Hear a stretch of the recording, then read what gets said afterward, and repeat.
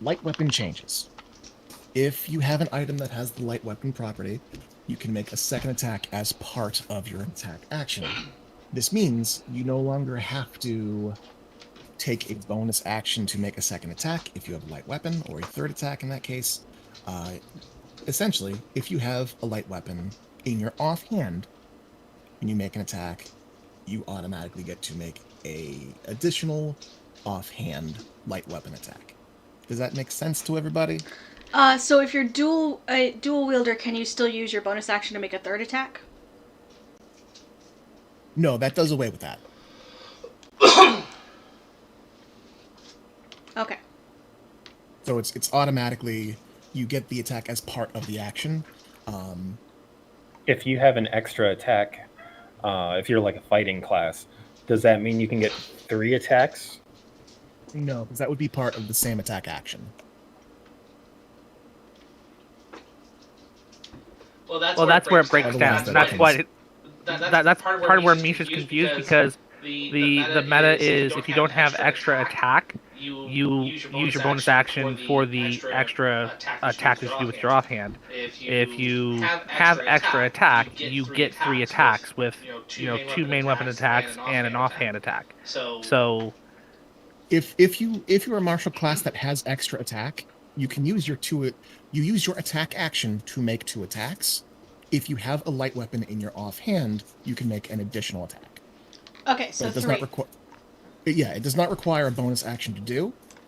You cannot spend a bonus action to make a 4th attack, or in the case of single attack characters, you can't use your bonus attack to make a 3rd attack.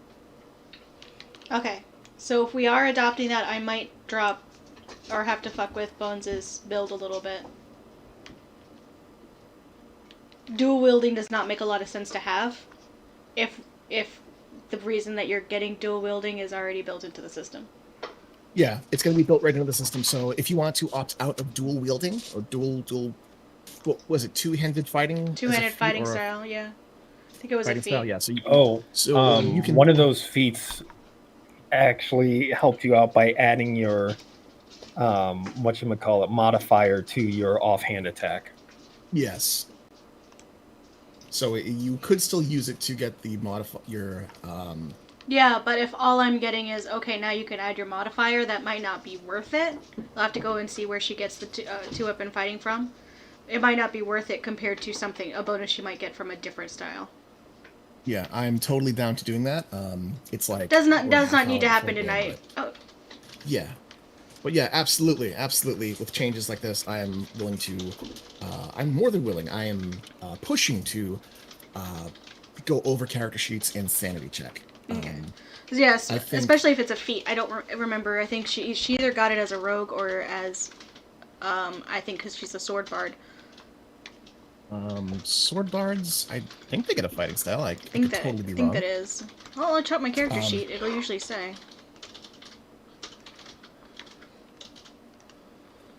Okay. The second change happened last game, using Bardic Inspiration as a reaction instead of a bonus action. Heather, I think you already have that down pat, but I can get the ruling on paper at some point. I got it. I don't need. I'm good with that one. I don't need to. That is ingrained now. Fantastic. Let's see. Third is this is going to affect CC and Heather, but I plan to make all casters essentially prepared casters, so you can change out your spell list on a long rest. And this will be the same rules essentially that work for, clerics or druids. It takes a minute per spell level. So if you have time to prepare, then you can prepare them. If you guys are on the run, I might say, you don't have time to prepare for that. You guys are running. So keep that in mind. But if you don't like your spell list, or you want to change it out more, or if you just want to keep the spells you have, that's fine too. You now have the option to change out your prepared spell list.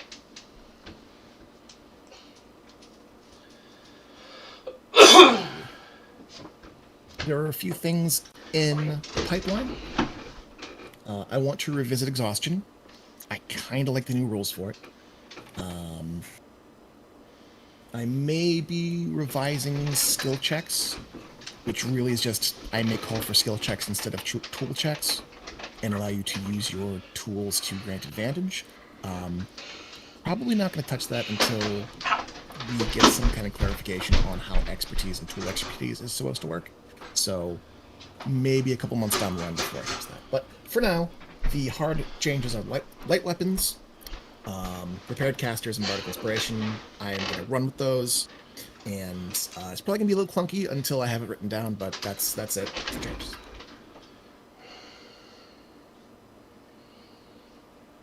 So that brings us to 726. Those of you who are preparing to record game, I would recommend you bring up your software of choice. I would like to call for recaps relatively soonly. Alright, so never mind on switching fighting styles. The only options available are dueling or two-weapon fighting, and dueling it would not work anyway. Dueling would not work. So did you want to...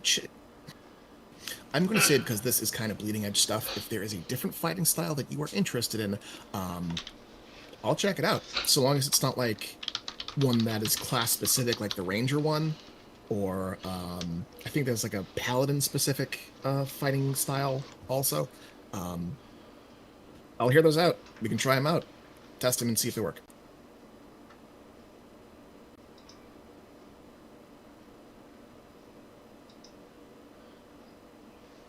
I'll look at the list. It is long. Okay. So yeah, we can go over that between games. Or if you fucking want to come out of the gate with it tonight, you find one that you like, we'll try it, we'll test it, and if it's fucking terrible, we'll change it between games. Do it live. Okay. So, is everyone ready for game? Does anyone need to refresh their drinks? Take a pause for the cause? Feed the dogs? Lift your pillow? I'm good.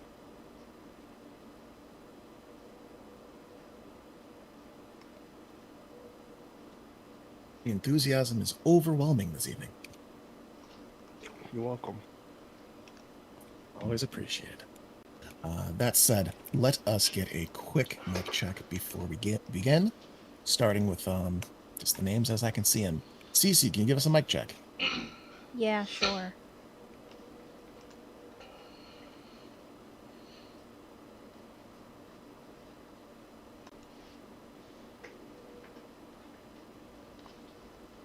Okay. Meech, are you with us? Squeak. Squeak. How are you there? Present. Okay. Alicia. Alicia, are you with us? Why is this not working? Oh, it just came through now. Try again. Is it lagging or no? Never mind. There it goes. There it goes. I can hear you now. Are you having mic issues, or what are the symptoms? No green light lighting up, or the symptoms. Oh, I can see the green light now. So, mic check good. Yay, nay. Yes, good for now. Good for now. Okay. Dom, are you with us? Delta kick is good against people that mash air attacks against you, but beware since it is not invulnerable unless you GC it. All right, I'm going to turn my volume up just a little bit. They double in that volume. Got to double that volume. I got to get that mod that allows you to double the volume of people. Why didn't Turn up the jam. Pump up the jam. Turn it up. Why your feet ain't stopping? As I turn everyone else down. Sam, can we get a quick mic check?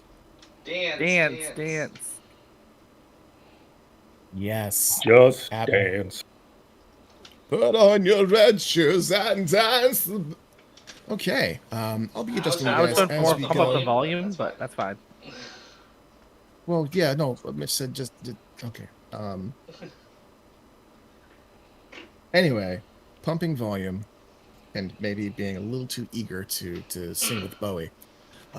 Those of you who are recording, I hope you're recording. Oh, I was recording that entire thing. I will be snipping that.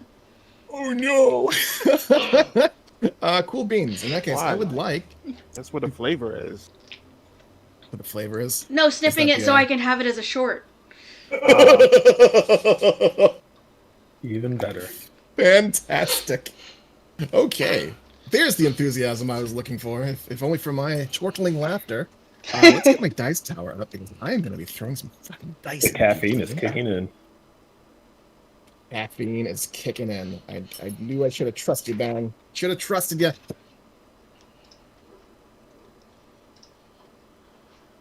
Look at me, unprepared for class with not enough d20s. Okay. In that case, Should just as do what I we- did with TDK and just pour out an entire bucket of dice onto it and be like, everyone freaks the fuck out.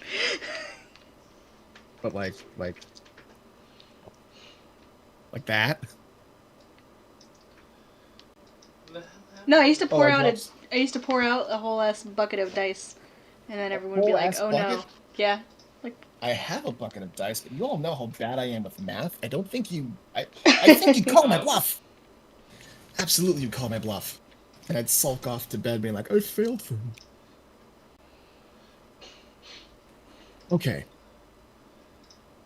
With no further ado, as we find ourselves in these dank and grease-scented walls, I would like to call for a recap of some kind.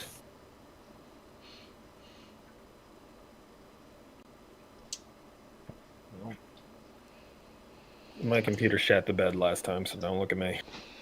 Yeah, We went into the so partially- ziggurat. Puzzles happened.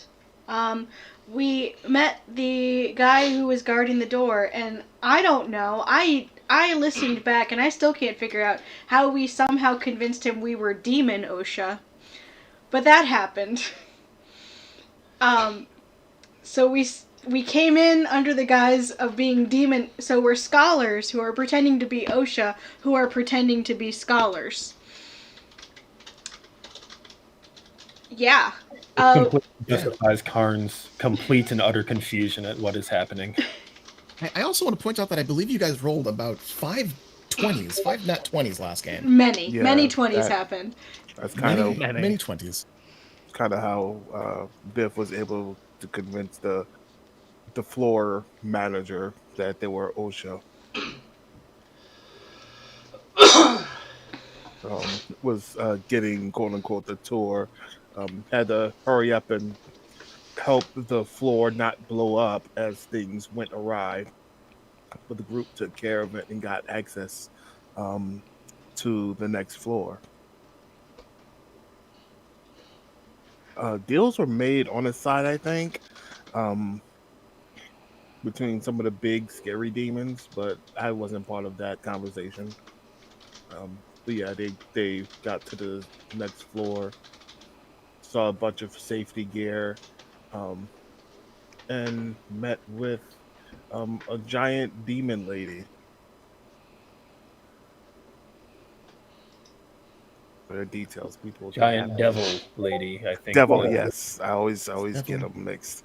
Yeah. Devil, demon, friend of some kind, perhaps. Yes. We want to be very particular about those differences. We'll be very particular about those differences. You might offend the wrong person. That does cover the broad strokes. Are there further details that folks would like to fill in? We killed the construct, and we may have agreed to set some demons free. It's a gray. It's a gray area. It's an extremely gray area. It's a plausible deniability area, actually, and that's the best type of gray area. Yep. Roar got a magic screwdriver out of the situation, and Biff had made a good look of it appearing like he was trying to stop an issue. So we are totally clear for the whole death of the abomination of a construct. And we definitely improved morale upstairs since they don't have to worry about that asshole anymore. You've enabled a certain modicum of job security among the Infernal Workers Union. And when we came sneaking downstairs, there was a lot of kind of peeking around trying to figure out where shit was. Saw a closet full of radiation suits. something. And Bones had gone sneaking into a hall, heard a small conversation, and it seems like Till was calling on our friend that we're in front of right now to go improve morale and make people more productive. And she's like, yeah, I'll do that when my break's over, which was awesome. And let's see, there was the point that though the door was closed and everyone was super silent, she's like, I know you're there. Come on in, let's talk. And Bose is all like, okay. And then we all kind of filed in and crowded her room. And she's very big. Very, very large. Yes. Also, I'm not entirely sure if any of the devils here know that Karn is part of the party, since he went into a bat before everyone went in. It remains to be seen. It remains to be seen. I knew I forgot something. That Karn is a bat and has been hanging out with Verdi. It's a tiny little bat Stealthily. friend. How many hours can you keep that up? Like 1 million? Pretty much. Alright. You're what, Circle of the Land, or you Circle of the Moon, or what? Circle of the Forged. Okay, so he can only do it for like 4 hours? 2 or 4 hours. 2 or 4 hours, I can't remember which. Let me see. The last time I tried to hold out one of these pop outs, we got a great big X. So I believe I disabled the Great Big X. Yeah, the Great Big X is disabled. No more. There are no more safety cards for you.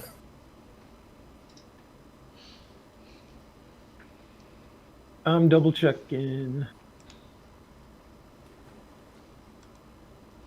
Sure thing. Will I get my homebrew manager? Number of hours equal to half my druid level, so rounded down. So I can do it for a solid 4 hours. Solid 4 hours. Hell yeah. All right, good to know. Oh, and I have blind sight. And you have blind sight. You made sure to remind me of that, and I will be sure to let you know if anything blind approaches you. To that end, before we finish up recaps, is there anything that particularly stood out from last game that folks would like to highlight? I fucking love Demon OSHA. 3-layer lies are my entire. That is 20% of my sense of humor. Just that. I like that they heavily winked at us every time we mentioned it. That Laura Bailey wink. Yep. Except for the foreman. Who really didn't understand. He legit thought we were. Oh, Remich, yeah. The many-handed, the arachnocrat.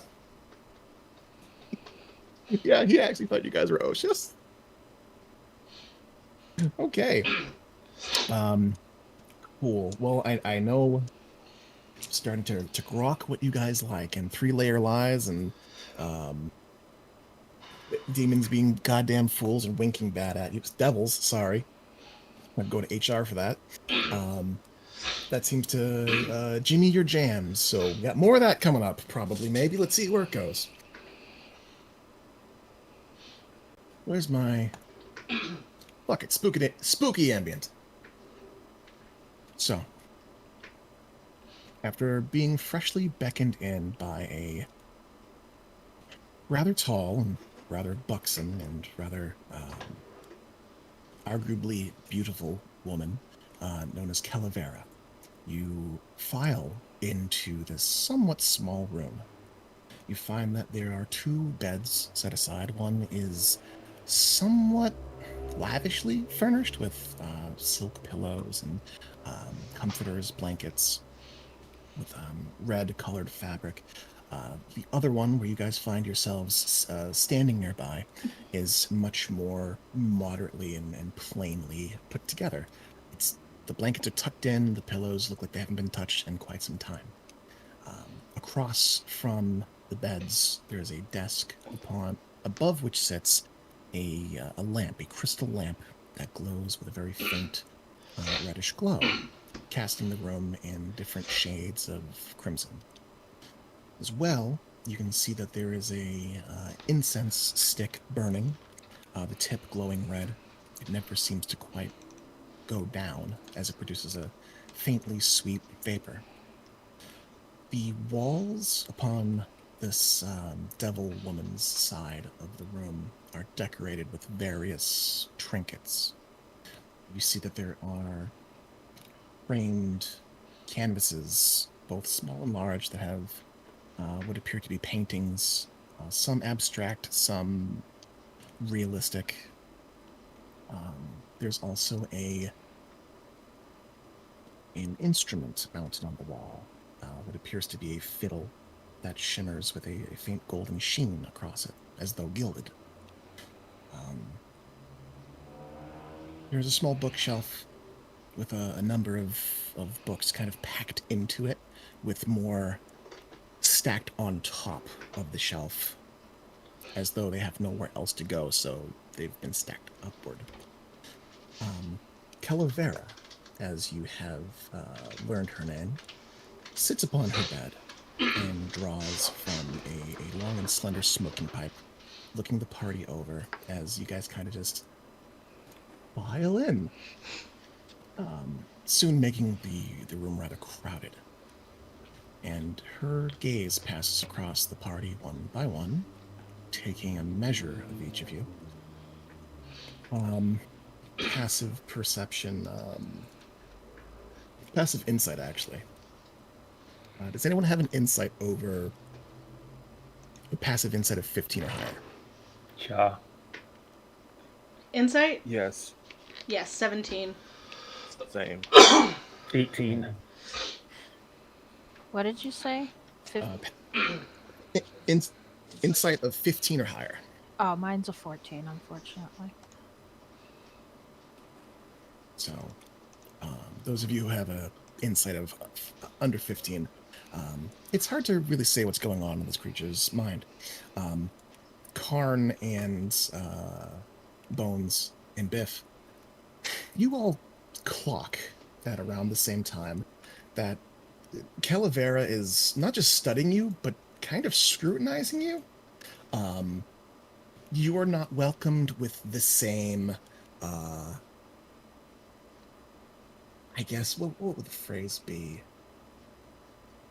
Enthusiasm? Less enthusiasm and more like she has clocked something pretty much immediately about your group. You all recognize that she may be easier to fool, or she has not been fooled.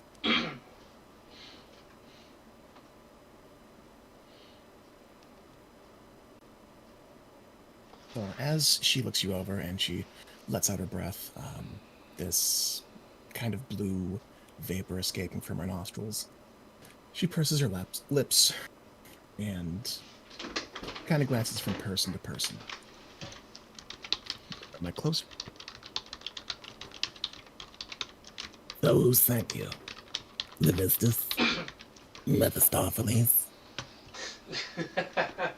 Squeak. Just for the record, does the bat sound like that?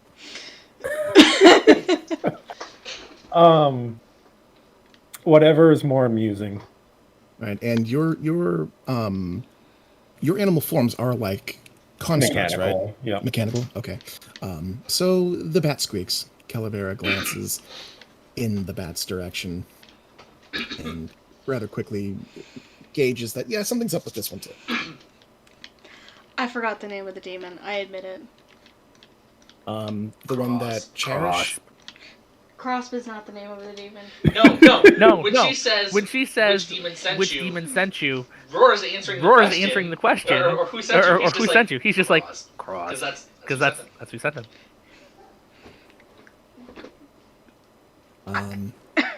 What's the name of the demon again? The Erinyes or the one she works for? The one she works for. Belzebul. Alright.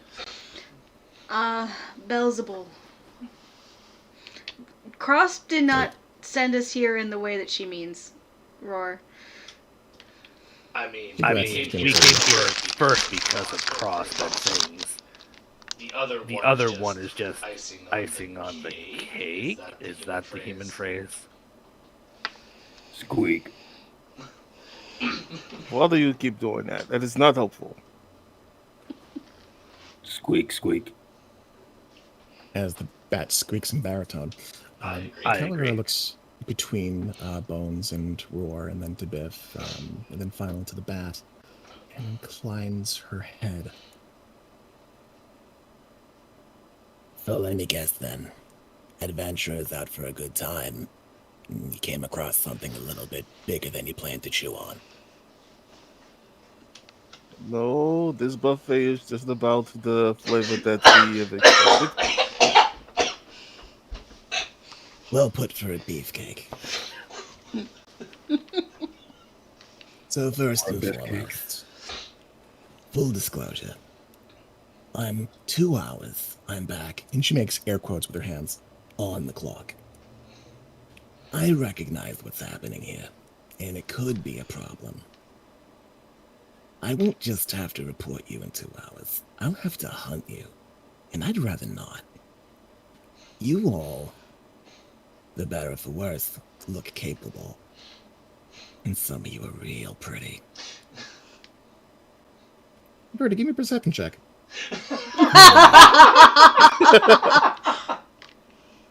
Furthermore, getting laid out and pulped is a really unflattering way for me to go. To be honest, we've been trying to make our way through with as little bloodshed as possible until we get to the point we need to. So it's appreciated. That's a 30. That's a 30. She looked at you and she said pretty. See, she also looked at Bones and she looked at Biff. Kind of cast a glance in Leah's direction, but she looked at you. That's not awkward. Only a little. So, as you say that, Bones, she inclines her head, and from where she's sitting, her horns look as though they could scrape the ceiling if she were to lean back a little too far. She plants her hands upon the sides of her bed and leans back ever so slightly. Reasonable people willing to have reasonable conversations. Hard to find these days. I appreciate your candor.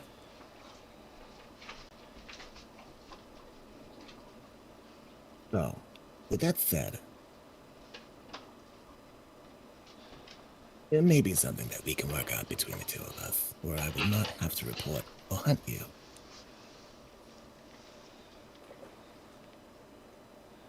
Do tell.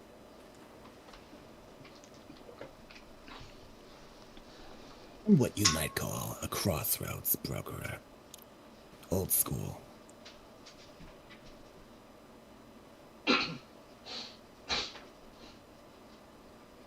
Where essentially, I grant or give something in exchange for something that I want.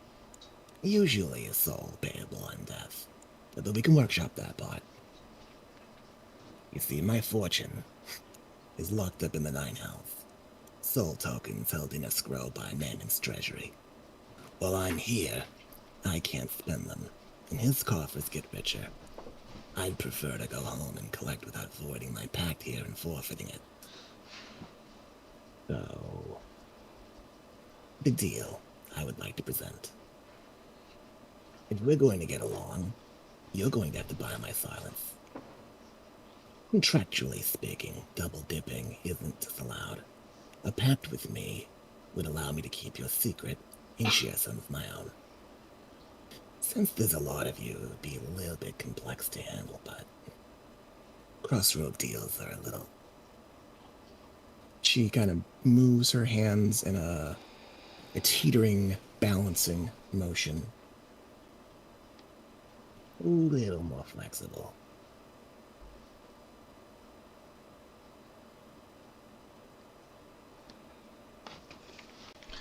What sort of price were you thinking? She looks the group over.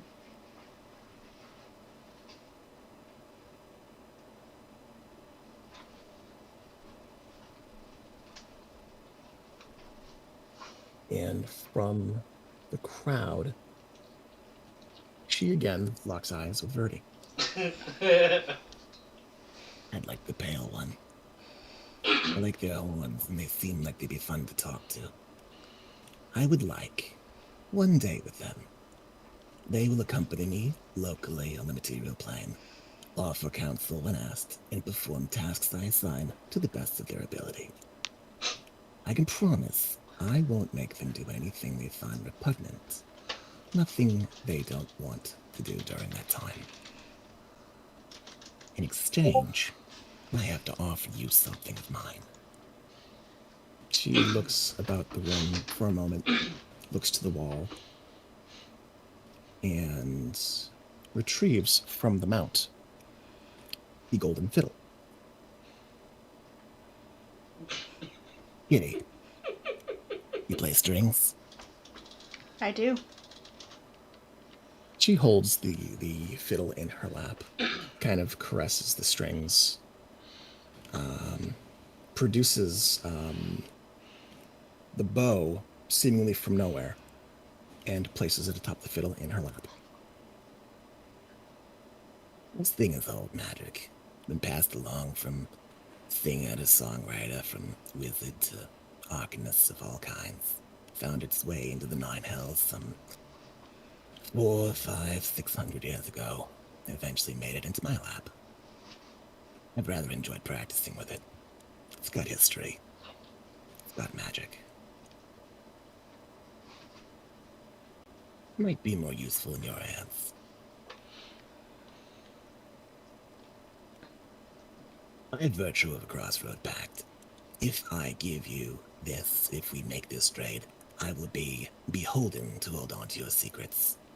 I won't be able to tell the man in charge about any of this.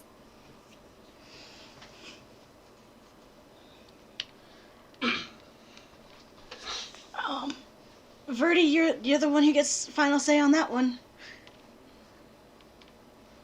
He's gonna look at Verdi real quick and study him for a few moments longer. Yeah, he looks a bit perplexed. Doesn't understand. But out of character, she basically said, bring him to hell for a day? No, locally. Local. On material plane. Material plane, okay. So, what's going on in Verdi's head right now? Is this something that is, like, in Verdi's mind, is this something that is strenuous or something that would cause trepidation? That said, Bones, is this something that Bones does not feel comfortable doing? No, Bones is she's a cat, and that is a very shiny toy. Bones has already made one deal with a demon, and she's really leaving it up to Verdi because Verdi is the one paying the price on this. Verdi's just thinking about Vanya. Everyone is. If you want me to try and explain things to Vanya, I think she'd understand, probably. Biv thinks she will understand too. Like Verdi's wondering if, like, how much can he wiggle on the deal and just, have Vanya accompany them because she's kind of important. So, Calavera, sensing some slight trepidation among the party, Verdi sighs. will speak up. So a day, is it fine if I bring someone? Or did you want to be alone? You can bring a cat. She glances down at Natasha. Squeak. Oh. But not the bat. I just kind of like beat my wings against Verdi's shoulder lightly. Alright, so I wasn't gonna say this, but there is a clause with crossroad deals. is one that we usually spring on gamblers. When dealing with a crossroad demon, devil, fiend, what have you, if you can beat them at a challenge of their choosing, you can circumvent the need to owe something in recompense. Essentially, if you would prefer, I can give you a chance to get this without having to pay. But you'll have to beat me at a game of my own choosing. Biff leans forward slightly. Why would you offer such a thing? She shrugs her shoulders. Typically speaking, if you lose the bet, well, remember that thing about payable on death? With the soul thing? Normally, we would, convince someone of the gambling intent to double or nothing. If they're particularly cocky or particularly desperate, they'll take the game. If they lose, we get the soul then. In this case, well, I suppose it would be a lose-lose situation for me.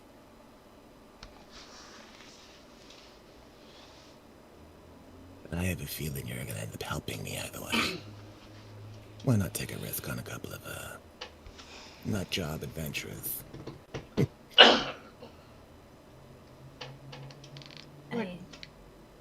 I mean, I don't particularly mind, but,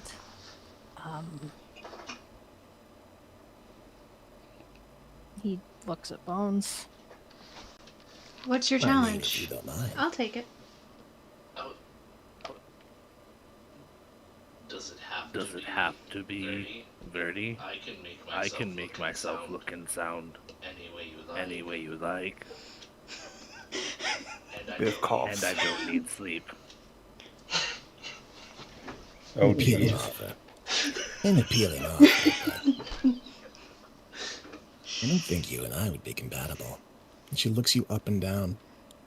Same with your pony friend, the other metal guy over there, or the bat. And she looks toward Biff. You have a soft spot for muscleheads, but as far as the buffet goes, I'm only seeing one thing that's really savory to me.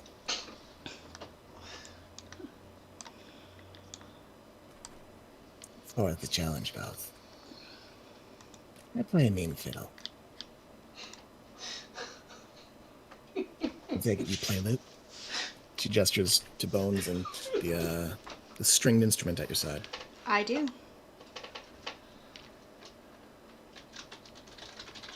In my case, I would challenge you to a playoff. A little bit of improvisation. Got a fairly good audience here. I would trust that they would give a fair judgment as to who plays the best. I think so.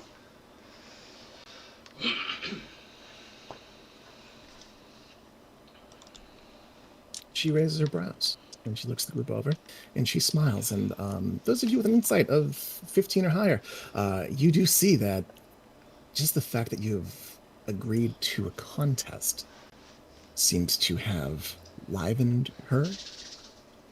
There's a bit of darkness in her cheeks as the black blood kind of fills and flushes her out, producing this kind of cocoa brown color in her cheeks and her nose and her ears. As very relatable excitement touches her face. She picks up the fiddle and she looks toward Bones and gestures to those standing nearby. Well, in that case, your name, please. The door beside you, Biff, closes. Oh no. Biff makes sure he wasn't the one who closed it, but he's not leaning on the door. And looks up to Caldera. Insight check. Insight check. Yeah. Roll an insight check. Are you whether or not she's going to steal your name or about the door? No, not about the door. I don't give a shit about the door.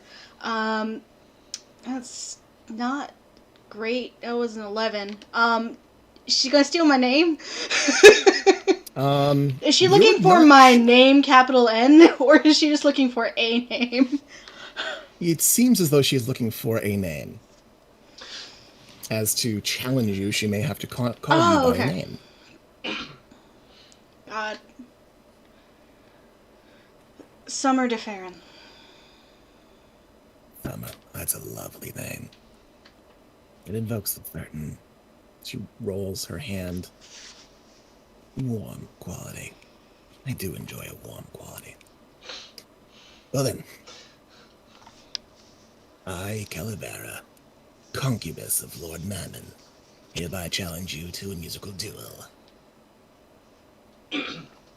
Have at you. I accept your challenge.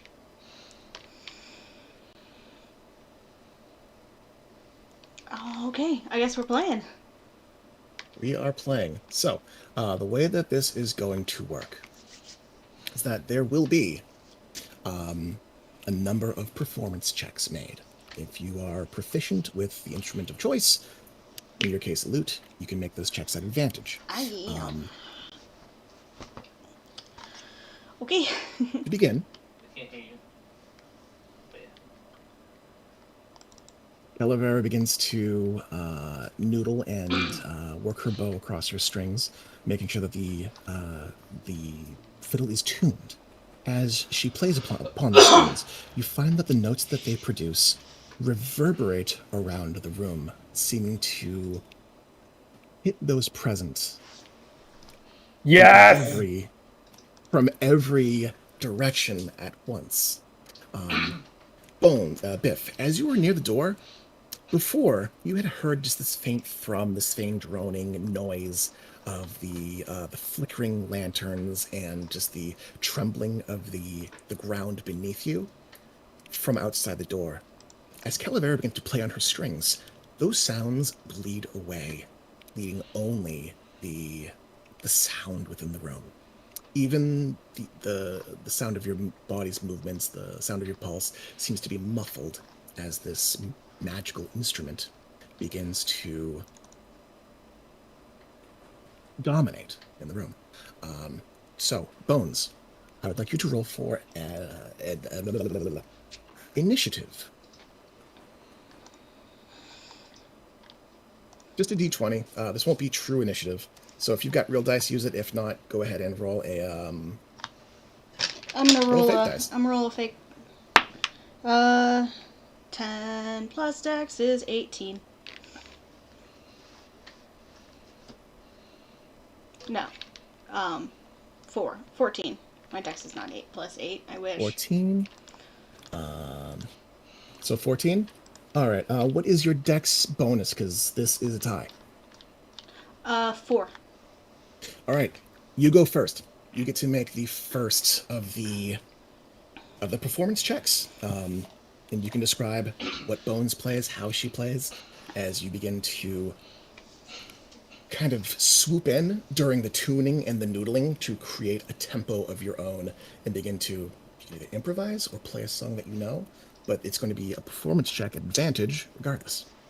Okay, so Bones is going to pull to unattach as they are preparing for the skill challenge. He's going to unattach the plectrum that he gave her from its little kind of pocket on her wrist and pull it out, and she's going to use that to play. Okay. And I would like, as she plays, she begins to cast minor illusion so that the room around them takes on the air of kind of the glade. Okay. All right. Yeah, no, I love it. You pull upon the Fey magic, using your own internalized power that you own, that you are made from, and you begin to play your music. I don't have a magic instrument, but I have magic and an instrument. You have magic and an instrument, and you begin to play. And that illusion begins to take form around you, filling in colors and shapes of this blue and green glade with trees, and your magic, your minor illusion, begins to extend itself onto the walls around you and slowly seeps up into the wallpaper, into the stone. And as you're playing, you realize this is more than a 5-foot cube as the walls kind of fade slowly away to this scene that you produce. Go ahead and roll a performance check with advantage. Hold on, that's not with advantage. It didn't give me that. Why did I roll perception? What is going on with this thing?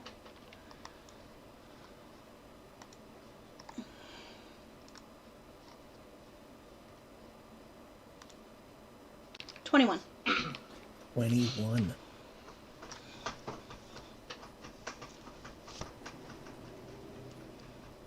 Okay, so as you play the music, Calavera cocks a brow, and this grin crosses her lips.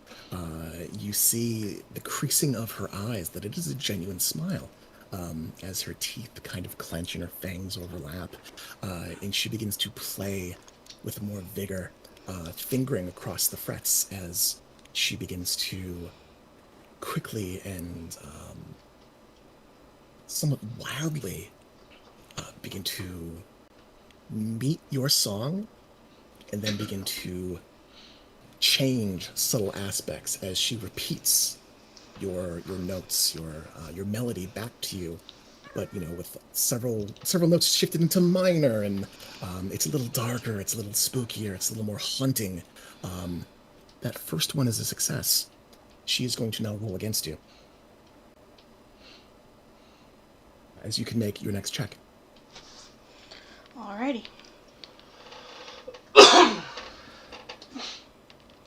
Kind of buoyed by that smile and that, oh yeah, she thinks I'm a real challenge. I'm gonna double down on the illusion and just really lean into it.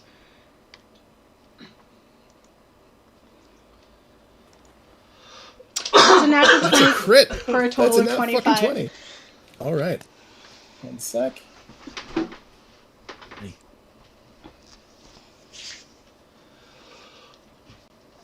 28 still can't beat a nat 20.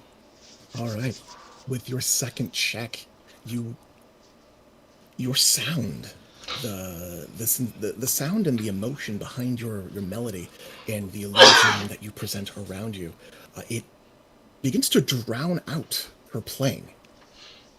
Her lips purse and her mouth opens into this little circle as you catch her by surprise, and she actually rocks back a little bit.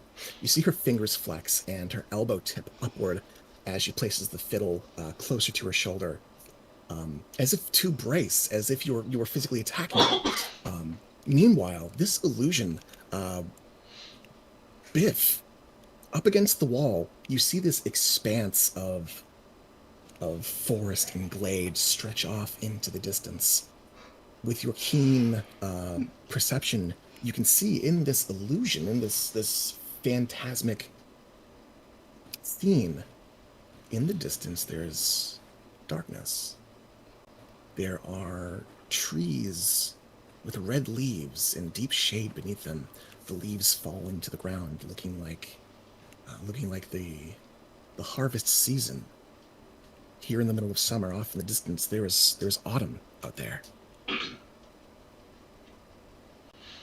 Likewise, Leah, as you find yourself kind of up against the wall, as the world kind of spreads out around you into rolling hills and trees and glades, you see that in this illusion, which has grown to almost encompass the room, you see there are creatures in the far distance in the trees that are dancing, that are skipping. You see a tiny little man far away with hooves and a lower body like that of a deer or a goat with ram's horns around his head, playing this little pipe and being surrounded by other strange fey creatures just out of view, just in the woods far beyond.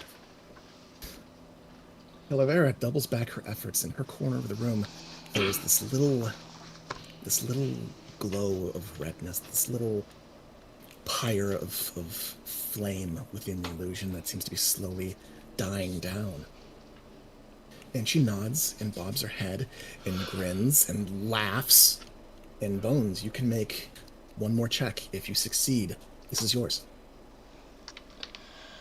Alright. I am going to spend my cat's luck to have double advantage. So re-roll the higher of the 2 die after you roll initiative. After you roll advantage, re-roll the higher of the 2. Yep.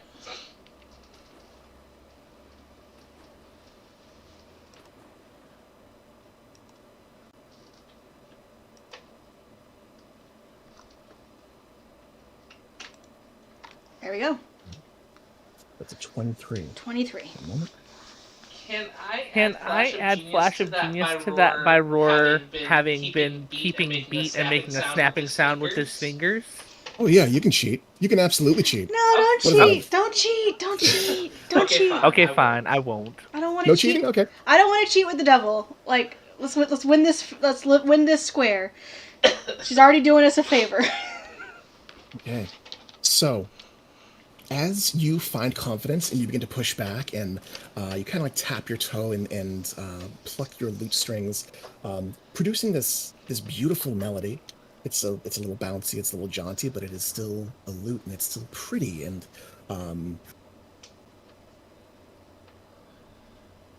mostly, what's the word? Structured. Calavera pushes back as she rapidly begins to strike her bow against the strings, producing a loud but very catchy, very bouncy, very much improvised, but rustic and unconventional melody. It goes from a very, very high, scrabbling warble to a very, very low and lower still drone. And for a moment, you feel this kind of dread well up in your stomach as this hellish melody, by God, is it catchy? This flame, this pyre beside her, behind her, within your illusion, begins to grow as the sky darkens ever so slightly.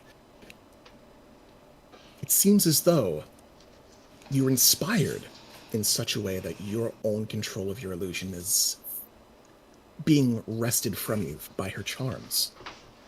You have not made this one. She rolled a 30 on that. Ooh. Alrighty. So, as she meets your duet, pushes back, go on ahead and make one more check. If you make it, you take it. Okay. Can I use the one in the pool, y'all? Actually, let's see what I roll first, I suppose. I'm going to, so I am going, because I am a thief and I am very confident in my quick fingers, I'm going to take her melody and make it in a major key and make it faster. Okay. Okay, we're flexing. Go for it. Yeah, that sounds wonderful. Let's see what I roll. Let's see what I roll before I go on that fate die. Oof. Use it. I'm gonna use that fate die. Okay. Come on, that 20. You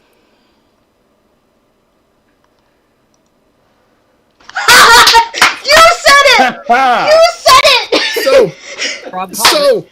So, as you go and you push back and you start to do things with a lute that you should not do with a lute and start pushing into the major key, as it strains your fingers and you feel your fingertips begin to bleed slightly as your knuckles ache and your wrists become sore, Calavera pushes back and she starts drawing that bow faster and faster and faster.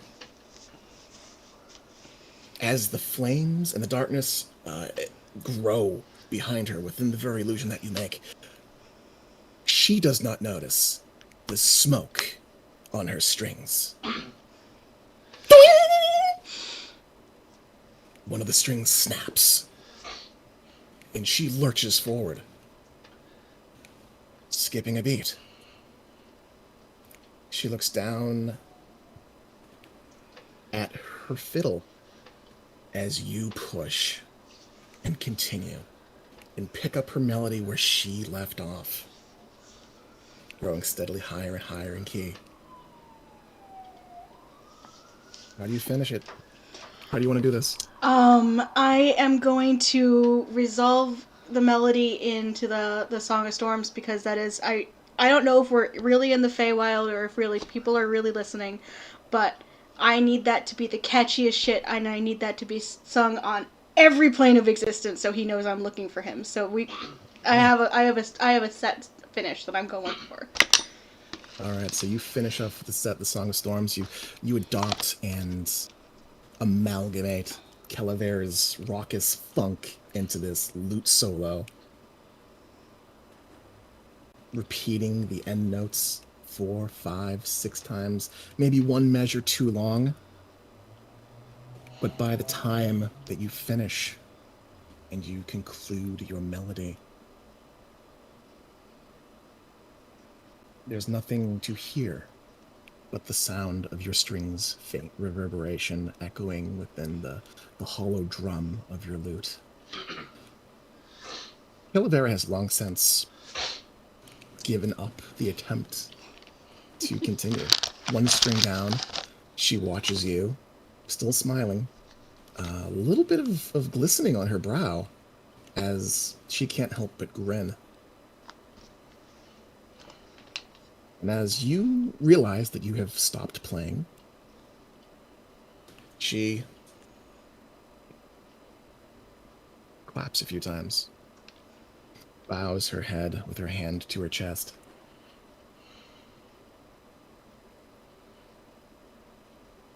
Bummer, doll. I haven't been whooped like that for over 1,000 years. Very well played. You as well. She lifts up the golden fiddle, looks it over, hands it over to you. I take it. Thank you. I suppose you're welcome. I suppose then that I concede.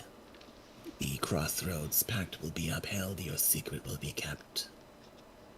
She glances toward the mirror on her desk, plants her palms upon her bed, then looks the party over. So, It's still off the clock for another hour or so. I'll have to head upstairs at some point. Look around and look for whatever it is that Till wanted to see. Says he needs my eyes up there. Something weird happened up top. Wonder what that could be. Certainly wasn't a dragon twerking in the forest. Certainly wasn't a dragon twerking in the forest. That said, I can be clever about it. Defer and beguile. Though if he asks me directly, he may get an idea. He's not a dummy. Still, to the best of my ability, I will keep your secret and not divulge it.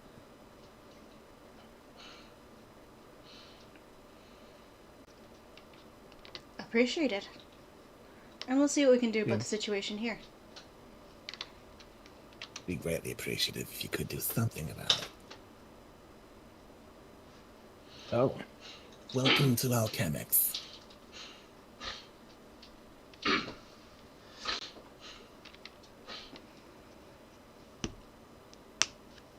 Any helpful advice? Any helpful advice? Or you could avoid Titillus. He's the private contractor that Till hired after, I wasn't of any use to him anymore. Strange fella. Big guy. Face of a buzzard. Reeks of bird shit. Some kind of alchemist, some kind of alchemist. He doesn't tell us much. Soon as Till put him in charge, all of our roles were kind of, put on the wayside. Autonomy stripped, you see. We used to research, we used to develop stuff. These days, it's all do it by the book. Make this compound, create this chemical, flush the tub with acid. These days, Titillus is probably the only guy who talks to Till directly, outside of the tubes. She gestures toward the implement she had been speaking into not long ago, a brass pipe-like apparatus, currently covered with a blanket. Some kind of speaking device, it would seem.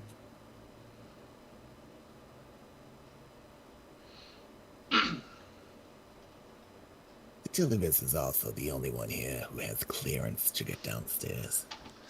Downstairs being where Till keeps his, She makes a wiggling hand gesture. his homunculi, amalgamates. Flesh puppets, his pets.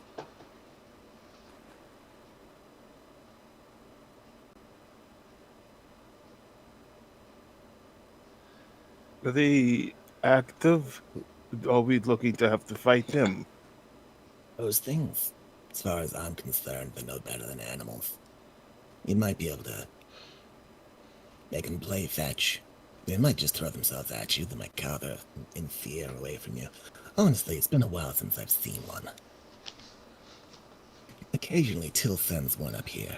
They stumble and lurch and go about their task. They don't talk. They don't listen.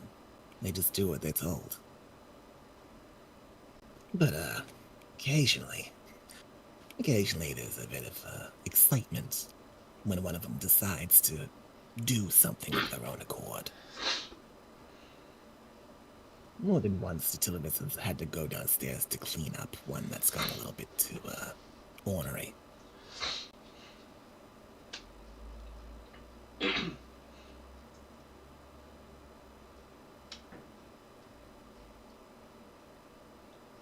Is Till even further below from the amalgamates? Oh, you're in alchemics right now. Beneath alchemics is the study and research at the library. It's Till's personal lab down there. It's got all kinds of things. One level below that is Till's personal study.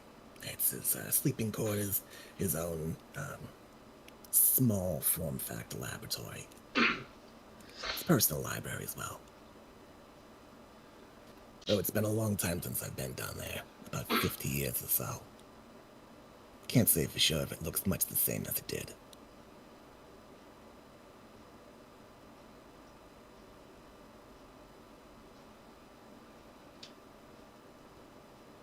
Do you think if he heard that Maester Price was here to see him, that the person who was claiming to be that would be allowed to talk to him? When you mention that, she squints and looks at you and kind of rocks her jaw to the side. Though you're not actually Victor then, I was wondering about that. Victor came around here about 50 years ago. Young guy. Stumbled upon the place before Till went, before he started on the Biotics project, his little pet project. Till liked the guy. Saw something in him. I think he wanted to bring him up as a protege. Price toured the facility and lived in the dormitories here. Till paired me up with him to show him around, acclimate him to the place, and show him what's what, and to keep him entertained. It turns out Price is a tough nut to crack. Imagine my surprise. A human who's more interested in what's between my ears than what's between other places. The Price. He left on bad terms. Something went down there.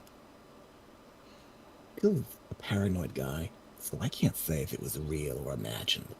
But either way, the man in charge put the place on lockdown, turned it upside down, trying to find Price. But, he escaped somehow. There's a lot of hidden rooms and halls from when this place was still a temple. He must have found a way. She looks to her nails, means to gently pick underneath them, averting her gaze. I hear the waterways are exceptionally labyrinthine. Those old pipes go everywhere. Even Till hasn't mapped them all. I can't say for certain if he would be happy to see Victor come back. You're welcome to take your chances.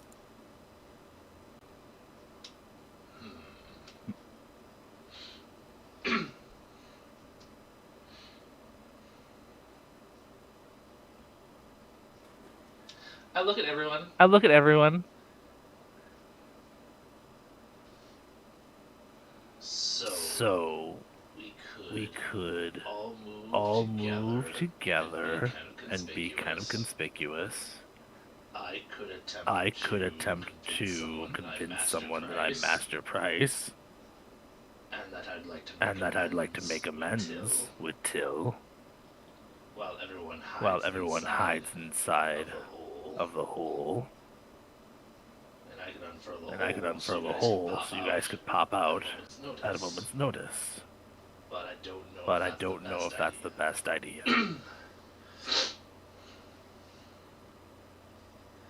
Olivera looks back to you, Roar, and her brows arch slightly. But like I mentioned, the only one with access down below is the Dilivus. You'd have to fool him, and he's a weird bird. He's a real weird bird. That's a lot of silence. Well, Squeak. we can go try it out. You're not upset. I am.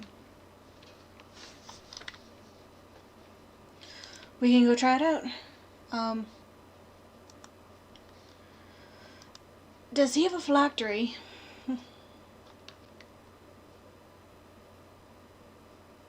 She rubs her chin. Wait, why am I not hearing this? Back when I The was hell? on good terms with Till, he was looking for a way to remove his phylactery from the equation.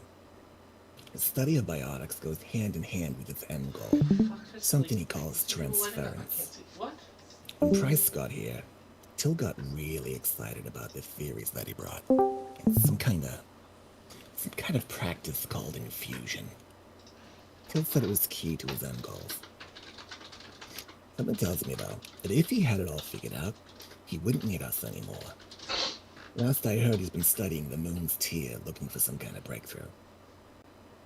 The guy's as paranoid as he is egotistical, though I haven't seen the phylactery myself, and I know the place pretty well. The place is warded up like the obsidian oubliette. I'd imagine, with that much care and lockdown, he would be keeping it close. Since no one's been to his private study either, or the floor above it, And she lifts her hands and kind of shrugs. I would guess that it's somewhere down there. Maybe in his personal room.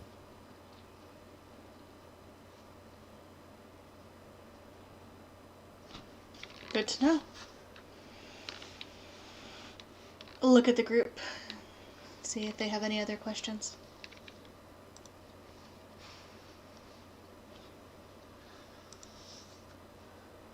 Biff rubs his chin and eventually shakes his head.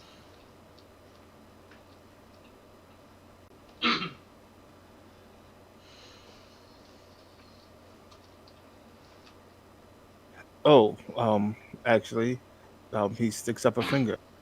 When exactly is this meeting between you and Vidi to happen? One moment.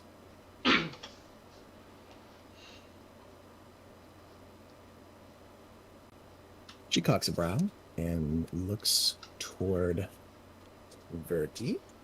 1 sec. Wasn't the whole challenge to prevent Birdie to have to do that? Biff thought it was that Vidi could bring a friend. Oh no, that deal's off, but I mean, if you'd like to come visit me, you can. Biff points to himself. Biff? She looks at Verdi. And she looks at Biff. Biff, roll me like a persuasion check. 17. Can I take a 17. flash of genius to that? To that.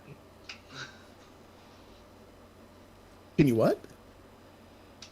Flash Can I of give genius that? a flash of genius that like poke Verdi in the back so he makes a face and looks a little less appealing?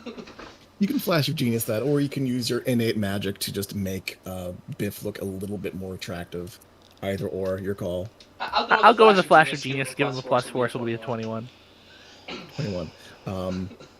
So, Calavera looks toward Biff and cocks brows slightly. I mean, if you're really, really interested, you can work something up. Stick around when your friends go. But you know how to get in contact with me. Biff actually looks surprised, but gives a thumbs up. She smiles.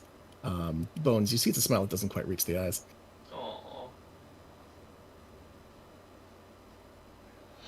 Like, Biff looks like somebody who asked for a PS5 from a stranger, and they just gave it to him. He's like, oh, did not expect this. Just a reminder, out of character, we do have like a bunch of questions we were gonna ask her that we listed earlier in the week or last week. I know you had a few, Dom. My questions I thought were answered. Let me check. I know I'm crispy fried and I'd forgotten the list, so that was why I was no. who else has questions? Who else has questions? This yes. is your chance to stand up and be part of the limelight, I guess. Oh. Yeah, that's one, I think. Meta-wise, would it be a good idea to give her the cover story that we got used to get down here? That way she's not OSHA people. Well, she knows the truth. She has to tell the truth to Till, I think. If he asks directly. Till told her to go look upstairs because things are going on. It's probably referring to the fact that we knocked one of his automatons into the goddamn circle and half of it went to hell. For the sake of plausible deniability, I'll get 5 different stories from the guys upstairs. They'll all be the wrong story. I think that'll work in your benefit. Okay. I guess it would be good to ask Biff, ask her what contract specifically keeps her. What? No, first, what runes are keeping the other demons here? The runes? I'm actually not sure about that one. And it kind of bugs me. It seems like a planar binding spell. Definitely not one of the ones that I taught Till. To Dilivus, though, that buzzard's got weird magic. I'm betting he taught Till the rune work. Those markings on the trees showed up not long after he arrived. And she looks about, her eyes kind of flitting left and right. The buzzard, he keeps a book on him. That and the lock card that gives him access to the floors below. If you were to come across that book, it might help. I don't see that hurting the operation here if you were to steal from a private contractor. As far as the runes go, they glow. If you can turn the lights off, you'll see them. Or if you look very, very carefully. As far as removing them, try cracking the stones. She glanced toward Roar. You could try aligning the runes into something else.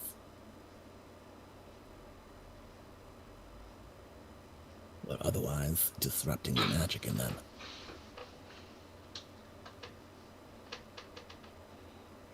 Biff has tried punching the runes. Did not turn out so peacefully.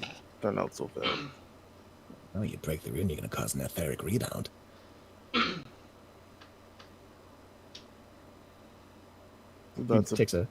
She takes a draw from her pipe.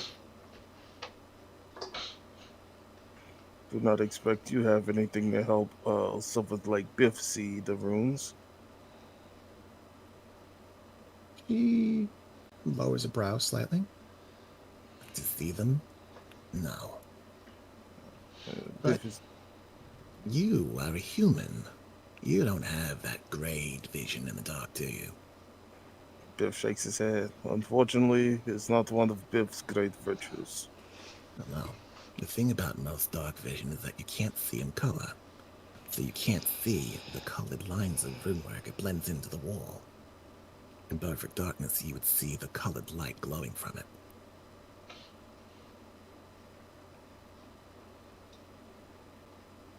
Food for thought.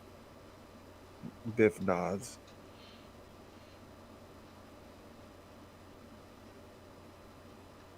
Well, the same runes that are keeping the other demons here, demons and devils, suppose are keeping you here too? You seem to be under contract specifically. What kind? She nods her head toward you. Basically, I could leave. I could walk out, resign, make my way to the nearest crossroads and disappear. However, like I mentioned before, I have a small fortune in soul tokens wrapped up in Mammon's treasury right now. If I don't make good on my contract, if it defaults, I lose it all. Call it the sunk cost fallacy, call it what you want. Initially, I took on the role as a subcontract a few degrees shy of a job from Mammon himself. It was an extended stay opportunity in the material plane, where I could flex my other skills, and maybe rebuild my relationship with my talents. There's nothing worse than when you're bored with the job you're good at. Initially, I was brought on to counsel Till on alchemy and infernal magic. It helped that I also had experience in herding cats. After a while, I was appointed as one of the leads here in Alchemics, but things happened. Now that private contractor is running the swing, Titillibus. He asserted himself for just about everything, leaving us to write notes and do busy work. He sucks up to Till, thinking that once Till reaches a breakthrough and masters this transference thing, that he'll get to share in that spoil. So here I am, waiting for Till to blow himself up with a Titillibus to die of all.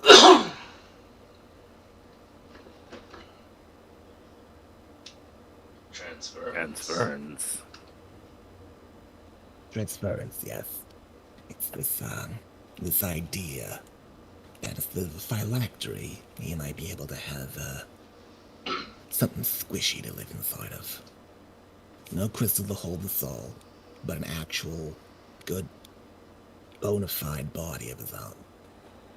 Already I've seen the prototypes, the arcano-mechanical suits, the constructs, but that's temporary. He's looking to make a immortal body for himself. Flesh and blood, but something that doesn't get old and wrinkly. True immortality. That goes against the very concept of nature. It's horrible. Welcome to Arcanists. They hate the concepts of nature. Arcanist Biff knows it's not so bad. Give it time. They always turn bad.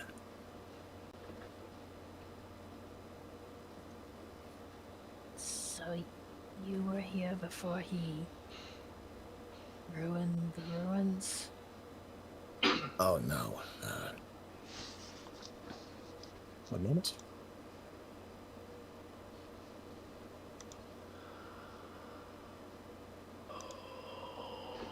No, I was brought on shortly after the retrofitting began.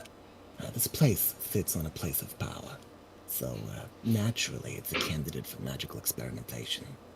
It was abandoned, so no pushback. It runs deep into the ground, so it's fortified. And the artifact that was held was too good for Till not to investigate. That's the moon sphere. It's a large, glowing crystal that the people apparently worshipped before they abandoned this place. About 50 years ago, Till had it moved downstairs from the top. He's got more notes about it in his library, but again, only Titillibus goes down there. Karnbat has kind of perked up a little bit listening to this, and he's going to tentatively reach his mind out to see If he can speak to Rua inside of his head, or if it has to be out loud.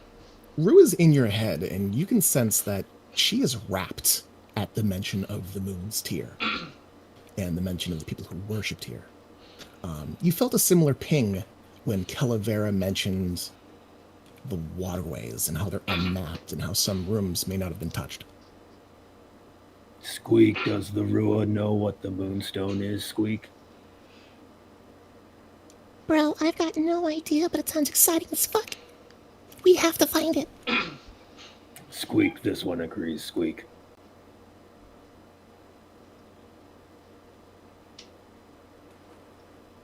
I kind of bat my wings against Verdi's shoulder and kind of hop about excitedly. Verdi, you have a non-cockatoo on your shoulder doing cockatoo things.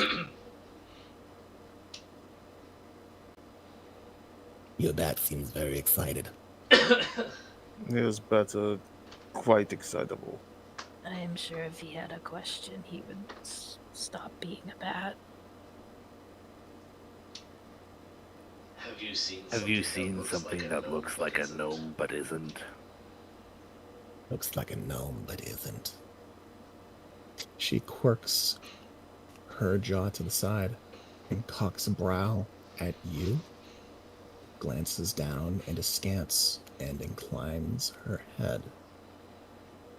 Some of the old wall markings depicted small folk.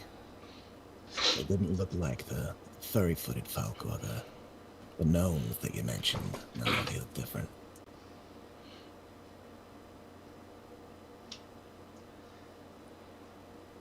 So you haven't seen any of those specifically here in your time? No, not around here, no. Well, she pauses. She brushes a knuckle against her chin. I did see something outside before. She looks down. She furrows her brows. Yeah, there was, I want to say maybe 3 or 4, maybe 5 off in the woods. Short folk. I didn't get a good look at their faces, though. They all wore masks made of wood. Decorated like animals or like, well, she kind of reaches up and palms one of her tremendous horns. I guess maybe they were going for fiends more so than animals. Fearsome-looking faces made of carved wood, yeah.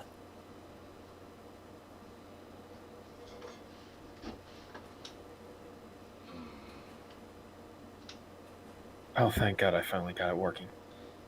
Welcome back. Although I have like 3 tokens in my Karn form folder, so I am sorry. Oh, did you transform back into Karn? Yeah, I kept trying to polymorph back, and I ended up duplicating tokens. Oh no! So Karn, you back into Karn form, and just onto the floor next to Biff. Calavera does not look surprised as you back into shape. Well, howdy, stranger. Hello. Oh, it talks too. This one can speak. It is a recent occurrence. Cocks a brow a little bit. Sounds like a story. Glances to her hand mirror, the mirror on the counter, and inclines her head. I do have a bit more time for stories. Do you believe this one might find more information about the gemstone and those that came before in this place, in the Overseer's room? Till's room? I'd say yes. Though he went through the trouble of putting up all this new stuff and basically covering what existed here. He did keep records of most things. I would say that as an arcanist, he probably kept very good records of those things. It'd be filed away in his library or his lab. As for finding information about the moon's here, you might find it in those books. You might find the thing itself if you go deep enough. Or if you're lucky enough to Find whatever path Price took out of here. You'll probably find some of the original architecture as well. I'll look over at my companions. This one would like to find these areas, please. I think that our first instruction is to go down. Yes.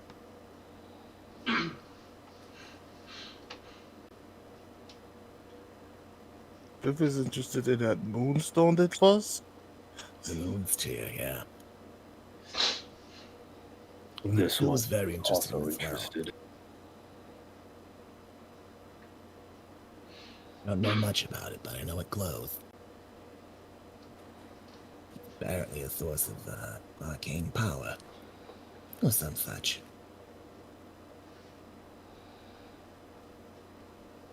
It may be a relic of those who came before.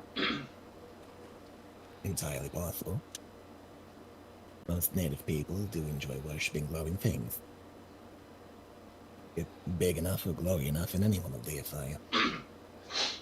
She kind of glances down at herself and chuckles.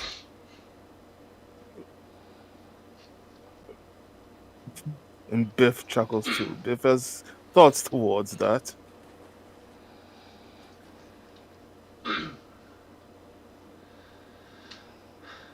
He looks back in your direction, Biff. Oh, you've got thoughts too. Here, I thought you were all good looks and muscle.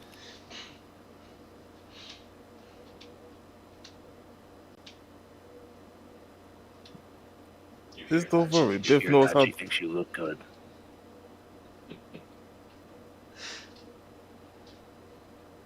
Well, who does not think Biff looks good? Biff looks excellent. This one is ready to go. Where is the Rude. Dilibus. He has the largest room on the far east side of this hallway. Head toward the door at the far end. The small kitchen, and beyond that is his bedroom. I don't know if he's awake or about right now. I would suggest if you encounter him, maybe be quick about it. You don't want to give him time to react. Alternatively, if you have the means to sneak about unseen, you might be able to just grab his shit and run.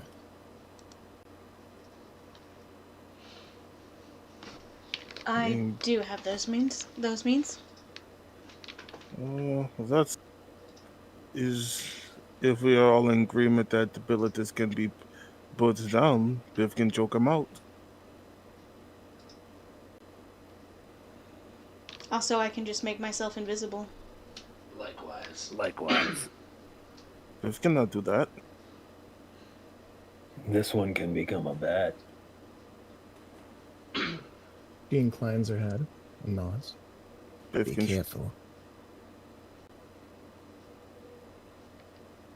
Be careful. Stilivus is an arcanist. I don't know what kind of weird magic he has available to him. I can say that if you plan to do what you plan to do, I can do something about the remaining devils on this floor. Make sure that they don't get involved with something they ought not get involved with. That said, if you do engage or find his book,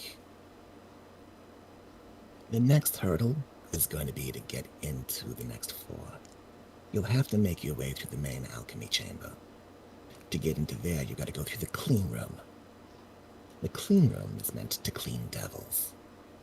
I don't know if that means anything to you. The long and short of it is fire. Lots and lots of fire. Fine for us, not for you. You got magic about you? If you can make it so that you're not fire, compatible, that would work in your favor. She glances to Verdi. I know for a fact that your kind does fine with flame. I can't speak for the rest of you. There's a white coat around the corner next to the clean room. It should be 1 or 2 of them. It's not enough for all you. But you can figure it out. Clear one of those, and you'll be fine.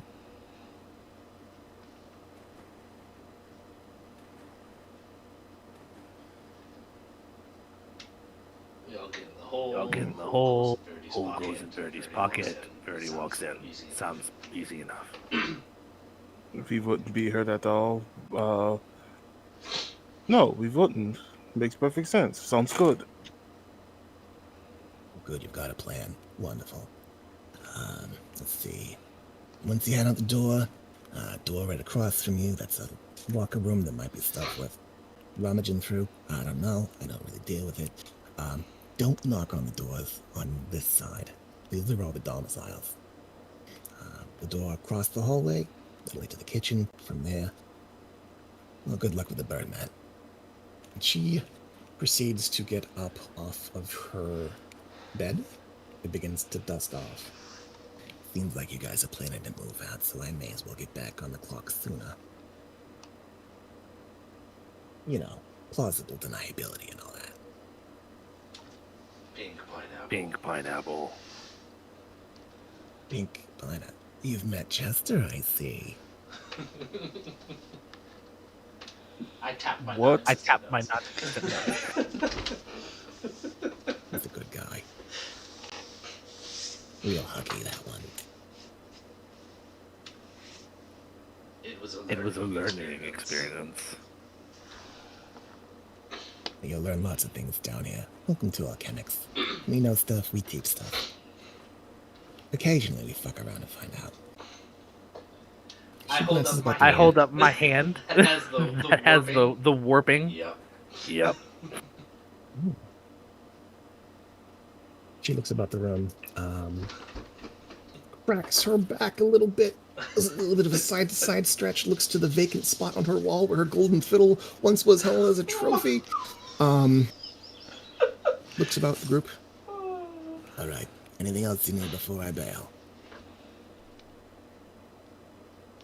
I think we're good. I think we all need to get out of the room so Biff can talk to you really quick. Oh, okay. Bones will give Biff a bill wink and head out.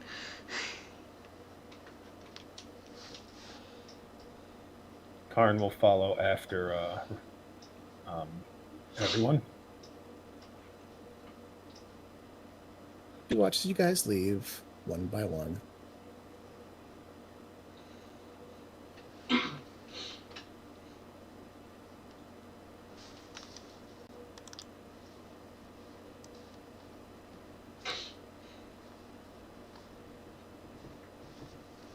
Gallium really awkwardly shuffles past Poor Gallium! He just says this entire time like I hate all of this. He bows his head to Calavera. You are very well fed. It's nice to meet a large woman. Hey, you're not so bad yourself. Cold hands with you types, though. Get going. Gallium will see himself out. Gallium sees himself out. One question. You seem to know a lot about these things. She pauses, looking into Biff and then to Verdi, and then kind of slowly glides closer. Verdi, she towers over you. Biff, she's a tall girl.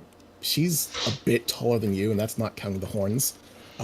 In her presence, you both feel this intense heat radiating off of her form, and this very, very faint scent of, you don't know if it's lavender or honeysuckle or what, but there's a faint sweetness to her.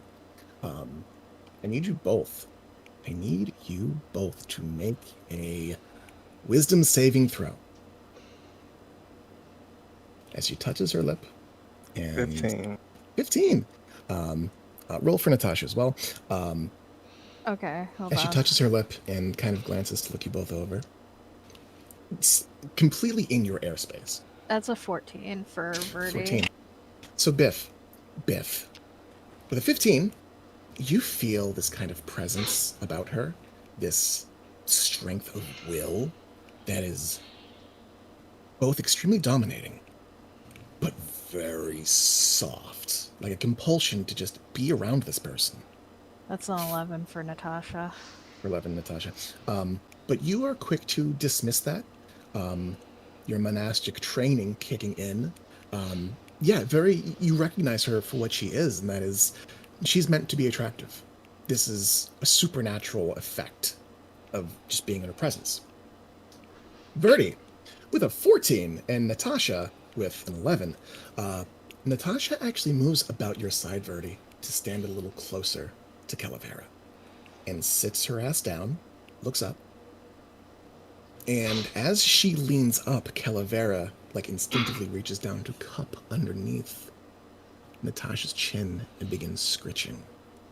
And you hear your familiar, your beast companion purr loudly.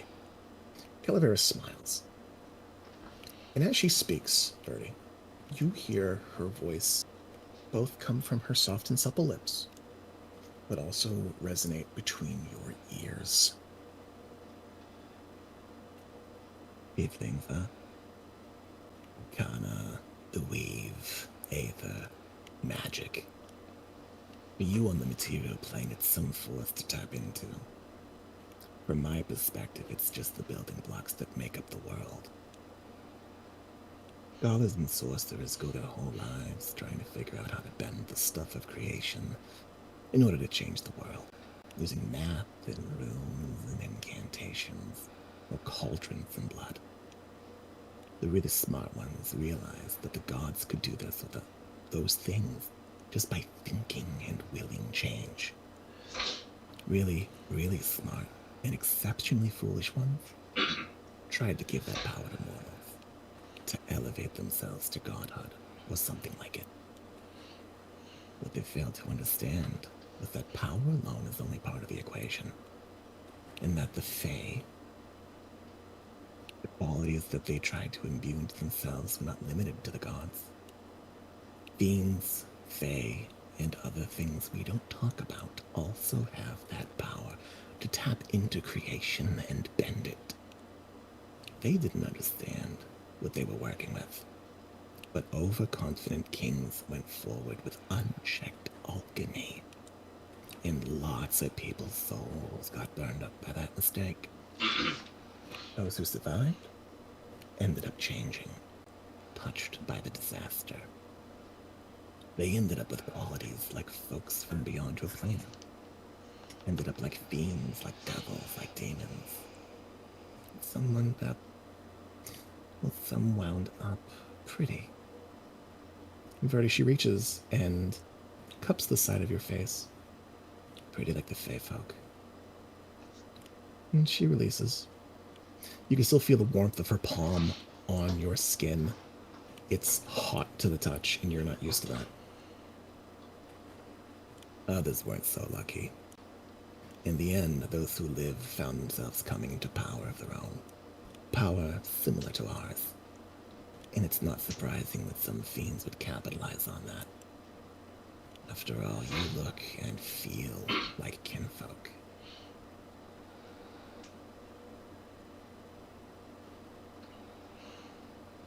That is a lot of information I was not expecting. She inclines her head. Welcome to Alchemics. Welcome to Alchemics. Run along before I take a bite out of you. Please do not. Natasha, come. She makes a biting gesture toward you as you walk away and giggles. She approaches the door, stands beside you, Biff, and quietly closes it.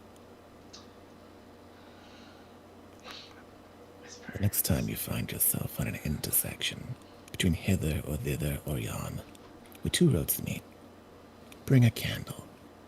Make sure that it's made from the tallow of a living, sentient creature with a drop of your own blood in it. Burn the candle and I'll show up.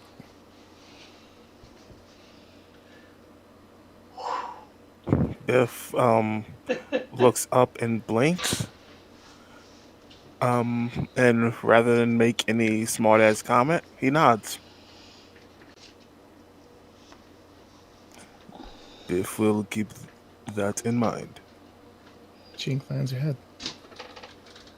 Looking forward to doing business with you. The door opens. You step out. She tucks her head low, bowing to get out of the door frame.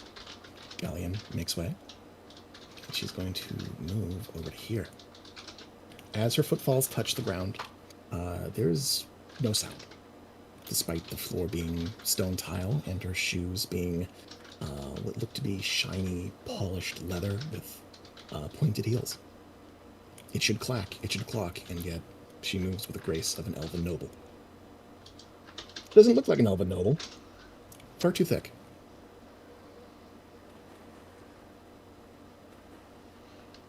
Well, adventurous.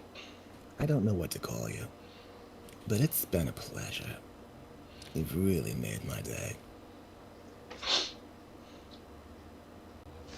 Wish you luck in your endeavors. We're the Blackguards, for what it's worth. That is an auspicious name, and I am down for it. Black gods. I swear on the gods, Alton now. See you on the other side. She walks away. I wonder if she wants to be a professor. Roar!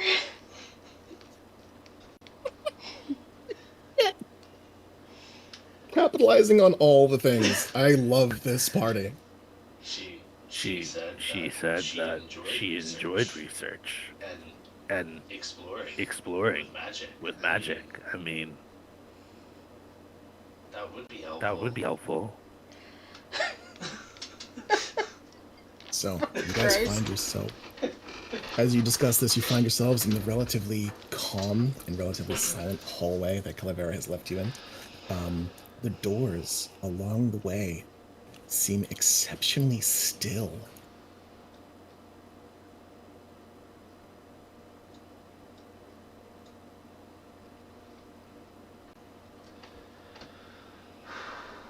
I didn't mean to interrupt the conversation. I'm sorry. Huh? No, I was trying to remember what I am a little crispy, but I still wanted to play, so I'm just trying to remember what the thought was. Is we need to go find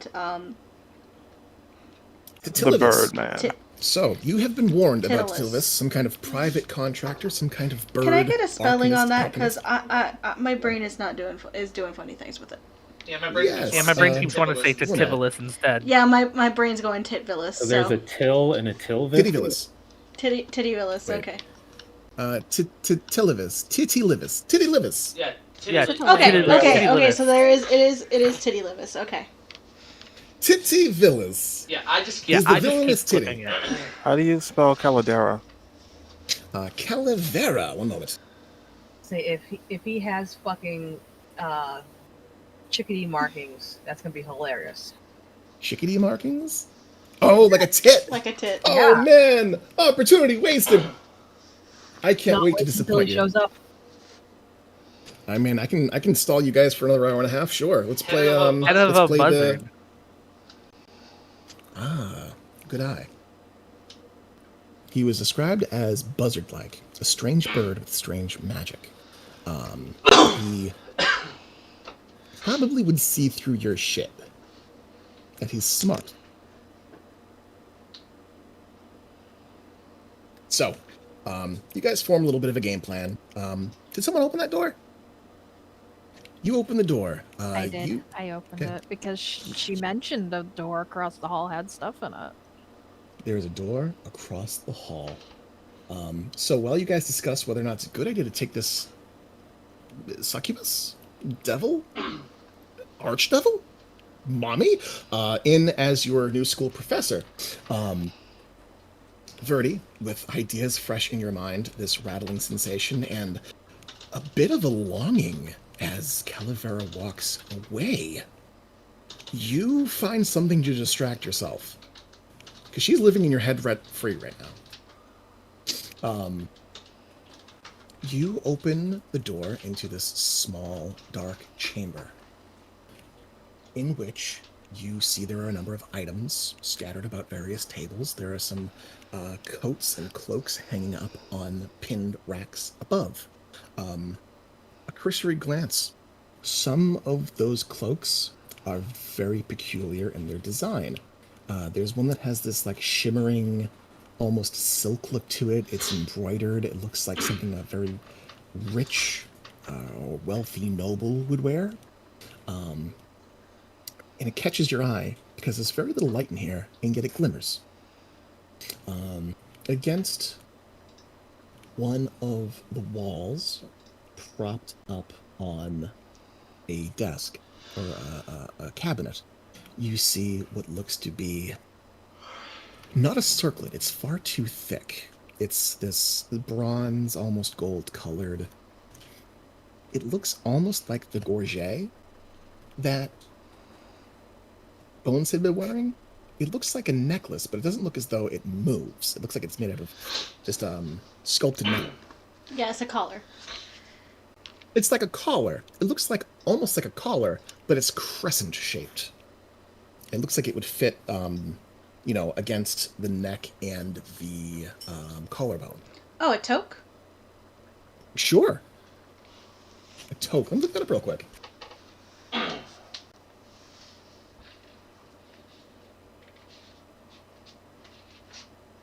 How do you spell it? Toque.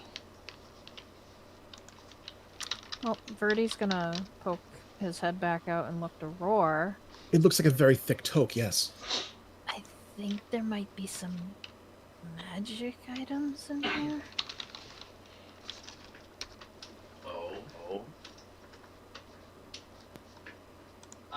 I will hop my head in and cast detect magic.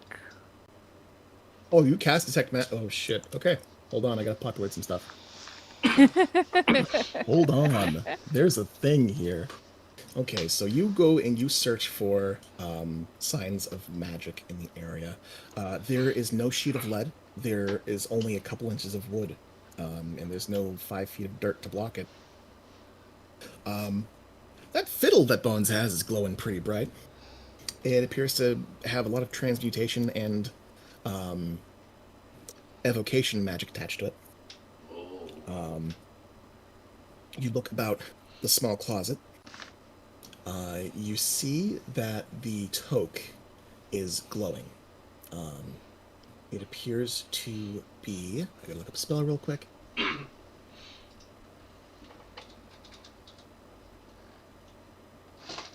It appears to have signs of transmutation magic attached to it.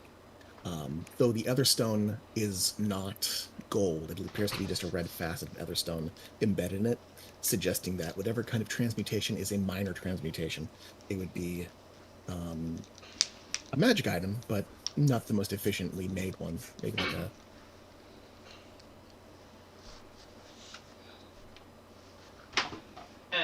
Did you say it was a tote or toque? Toque. A toque necklace. Okay. Viking. Like Torque without the R. Like Torque without the R, of course. Yeah, just had to make sure I was hearing it right. One of the cloaks hanging from the wall shimmers with abjuration magic. Some kind of protection magic is woven into the fabric with your scholarly eye. You also see that one of the cabinets has a drawer, and you can very distinctly make out the shape of a ring within. It appears to be imbued with some kind of abjuration magic as well. Okay, as I'm looking around, does it look like any of these are tied to like a magical thing, like a detection thing? If I were to pick them up and move them, Like a magical alarm, like the alarm spell? yeah. I imagine you would see that with detect magic, no? I'm just double checking, making sure that I didn't No, like because I'm not miss sure. it. Yeah, I'm not sure if you would. Roll me a quick perception check. Attributes. Okay. You were seeing with your OSHA eye a distinct lack of security protocol in this place. There does not appear to be anything keeping these items from being stolen, but the honor system itself. Honor among devils. Go figure. Yeah, no, fuck that. I'm gonna take the drawer. I'm gonna take the cloak. I'm gonna take the The tote whole necklace. drawer? You pull the drawer Well, out of the cabinet. I'm gonna pull the drawer open and I'm gonna see the ring that's there. What else is in there other than the one magical ring that I see? See a couple of leather pouches in there. You see some mundane rings, some mundane jewelry. What appear to be coin purses as well. Yeah, sure. The whole fucking drawer. Whole fucking drawer. Okay. Verdi so just watches Roar come in after he casts. He just storms on in, opens the drawer like he knows the place, starts rummaging through it, then is like, fuck it, I'm taking the whole drawer, and just pulls the whole thing out. There's a bunch of rings that Roar can possibly modify with Aetherstone pieces and stuff. This is all magical components right now. So you find 5 gold rings worth 25 gold pieces each. You find 4 gold pouches worth a total of 500 gold pieces altogether between copper, gold, and silver. With how much gold? 500 gold pieces. Okay. Roundabouts. 500 in a solded currency. Shit. You find a ring that you're certain is magic of some kind, abjuration. You pull the cloak off of the wall, which you are certain has some kind of abjuration magic attached to it.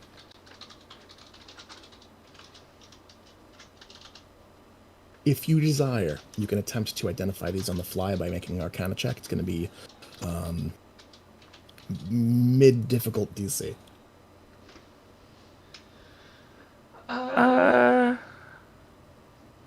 Sure, I'll try that. One for each. Yeah. Okay, I'm gonna do it in order of that I'll have them noted in the chat. So it's gonna be ring, cloak, necklace in that order that I'm rolling. Okay. 19, 14, 24. Do you want to modify any of those rolls? I'll flash of genius the 14. But the others I'm gonna leave let stand. Okay. What do you have? 2 more of those left after this?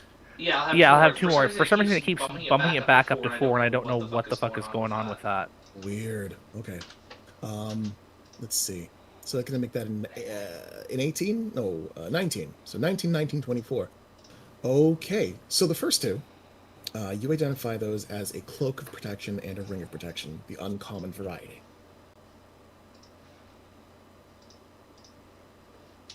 Let's see. There we go. Got it to use the 2 charges. Okay.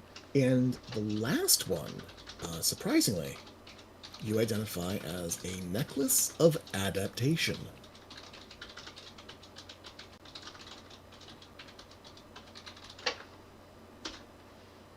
Ooh.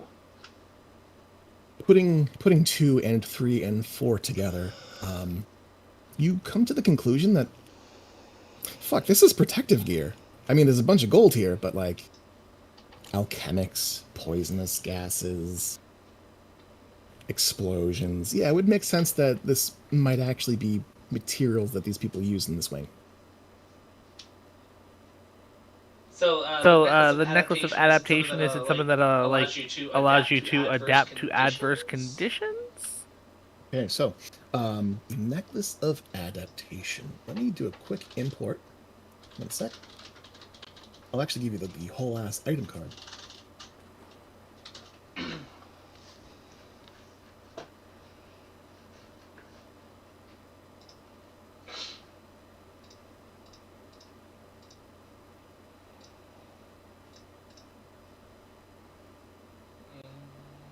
Okay, the necklace of adaptation. While wearing this necklace, you can breathe normally in any environment. You have advantage on saving throws made against harmful gases and vapors.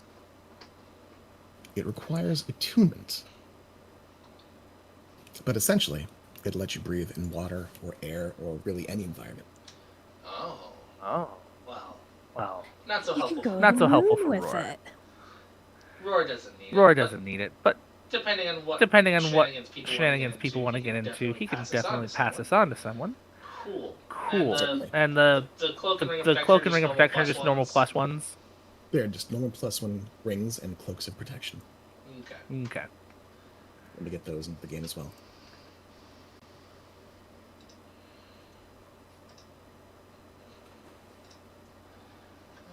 Oh, there's my character sheet. There it is. All right, those are now in your sheet. You can fuck around and find out with them. Sweet. Complete this template. After rummaging through, you kind of ransack all there is to ransack. You don't find anything else magical. There appear to be just more coats, some leathers that look fairly protective, gloves and such. While you guys are rummaging through a closet, what is everyone else doing? Biff's just waiting around, and they're certainly doing a specific thing over there. So he's just being patient. I keep moving, and there's this area that looks like it has lines over it. Hold on, I was fucking around with something. Let me delete that. Oh, you can still see it? I only saw it for like a fraction of a second. I was like, why is there jism splooge all over the freaking hall? Oh man, I forgot to delete If that. you're holding your character, like dragging your character around, it shows up. Oh yeah. No shit. Oh, it's the terrain layer. That's the one. Sorry, I was fucking around with the grease spell. I forgot to delete it after. No problem. I was just making sure it wasn't a danger area. Nah, sorry. This is the insides of the sausage. I'm sorry I had to see it this way. Anyway, new features later. To fuck with people. So Biff, you begin to sneak forward. As you pass by that door, or you close to the door, you kind of put your ear out. And even without making a perception check, there's this really stark silence. The acoustics have been kind of fucked with ever since Calavera started playing that fiddle, and you think this is connected.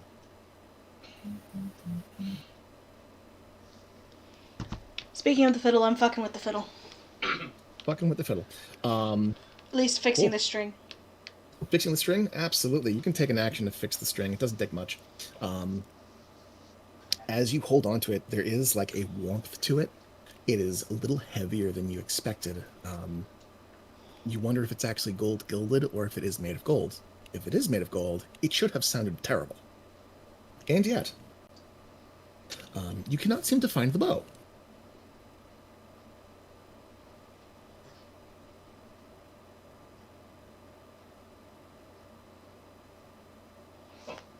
Karn is going to keep pace with Biff because he's shifting around, kind of anxious and eager. He's just going to keep watch otherwise. To be sure, so like this hallway is pretty much dead silent. This hallway is dead silent. It's eerie. Can he move up and put his ear to the door and see if anyone's there? Try to see if he hear a person snoring or doing. You can roll a perception check as you put your ear to it. 16. 16. As you put your ear to it, you can't discern sound from the other side. Are you physically touching the ear, touching your ear to the door? Yes.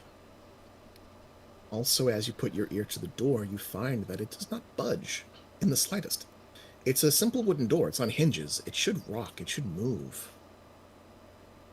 It's as if it was one with the wall. Is there any air space at the bottom? Yeah. You do see that there is a faint reddish light kind of spilling out from underneath. Biff's gonna duck low and try to look in, see if he see any feet. Look inside. Yeah, roll me another perception check.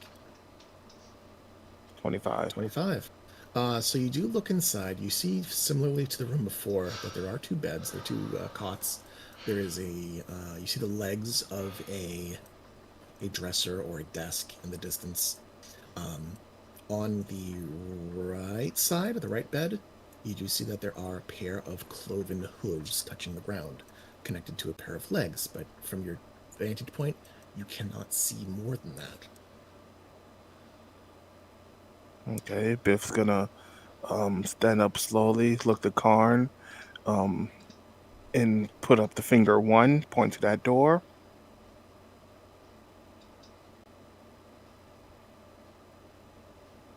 And move down more. And repeat the process. Much the same. As soon as you get to the door, you realize that you cannot budge the door. It seems to be firmly set in place, and no sound seems to escape. As you duck down low and peek underneath, you see that there is light spilling out from beneath. Within, you can very distinctly make out the appearance of a small imp about 10 feet away, standing on the floor. They appear to be cowering as wadded up paper balls are tossed in its general direction, being pelted from both sides. It is making noises and yapping, and you don't hear any of it.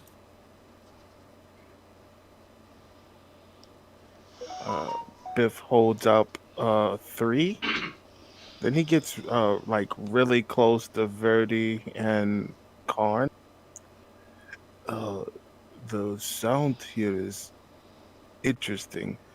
Biff cannot hear any of the sound coming from the other side.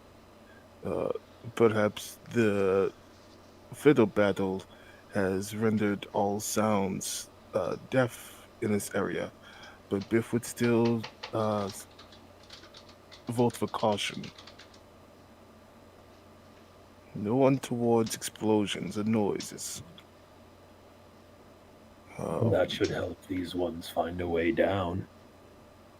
Indeed.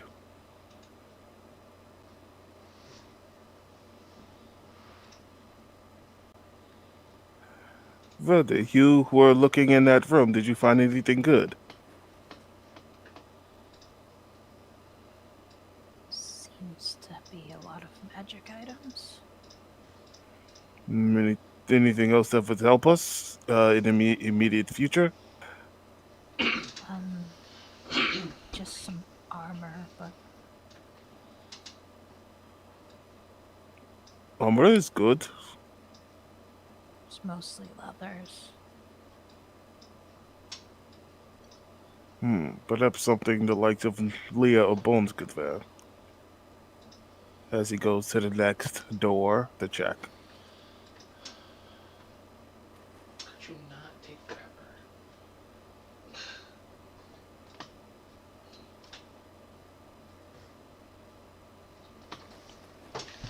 forever? DM, was this the direction we were supposed to go in, or are we supposed to go?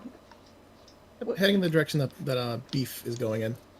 Give me one moment. I'm actually working on an item card for you. Inventory. Okay. I just dropped an item into your inventory, Bones. It should say unidentified item, and it looks like a lute. It should be a fiddle made of gold, but I don't have an image for a fiddle made of gold. Let me know when you decide to either identify or spend an hour attempting to identify that. Okie dokie. Okie dokie. Okay, am I still coming through? Excellent. All right, so, Bones, you see that Biff is doing the insurgent thing, treating this much the way that you had kind of learned how he handled things back home during the siege of Hexenbraun. Taking his time with it, being careful. You see in his movements that there's a little bit of your mannerisms, that sort of cat-like flick of the head. It seems as though you have rubbed off a little bit on him, adding finesse to what was essentially ragtag backyard training. I'm assuming that Bones is kind of keeping up while the rest of the party skulks forward slowly. Yeah. It only took like a minute, or not even, 6 seconds to restring that, so. Yeah, absolutely. Okay. Let's see. Ba-ba-ba-ba-ba. Oh! Golden Fiddle. I'm gonna have to check that next game. After game. During the break? So, Biff, you get to the next set of doors. The ones across from you in this direction, you immediately sense that the doors can move. There's a little bit of shifting, there's a little bit of movement as you kind of brush your knuckle against it. Just like before, the door across this way, again, it's definitely silent. The door does not appear to move, and there's a faint red glow coming from beneath the crack below it.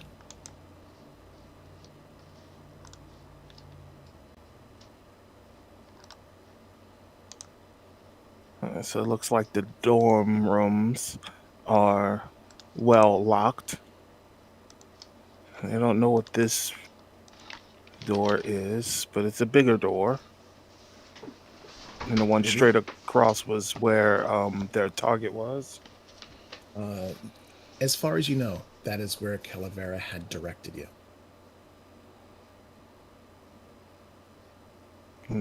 There's no any seams to look under the door to the south. The south, the door, there does not appear to be any light from beneath the door frame, beneath the crack. You see there's a lot of dust. You see that there appears to be a wooden crate of some kind. There appears to be what looks to be mop heads, maybe staves. It appears to be another storage room.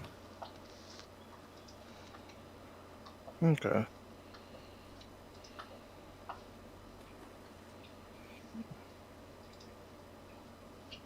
Well, Biff's gonna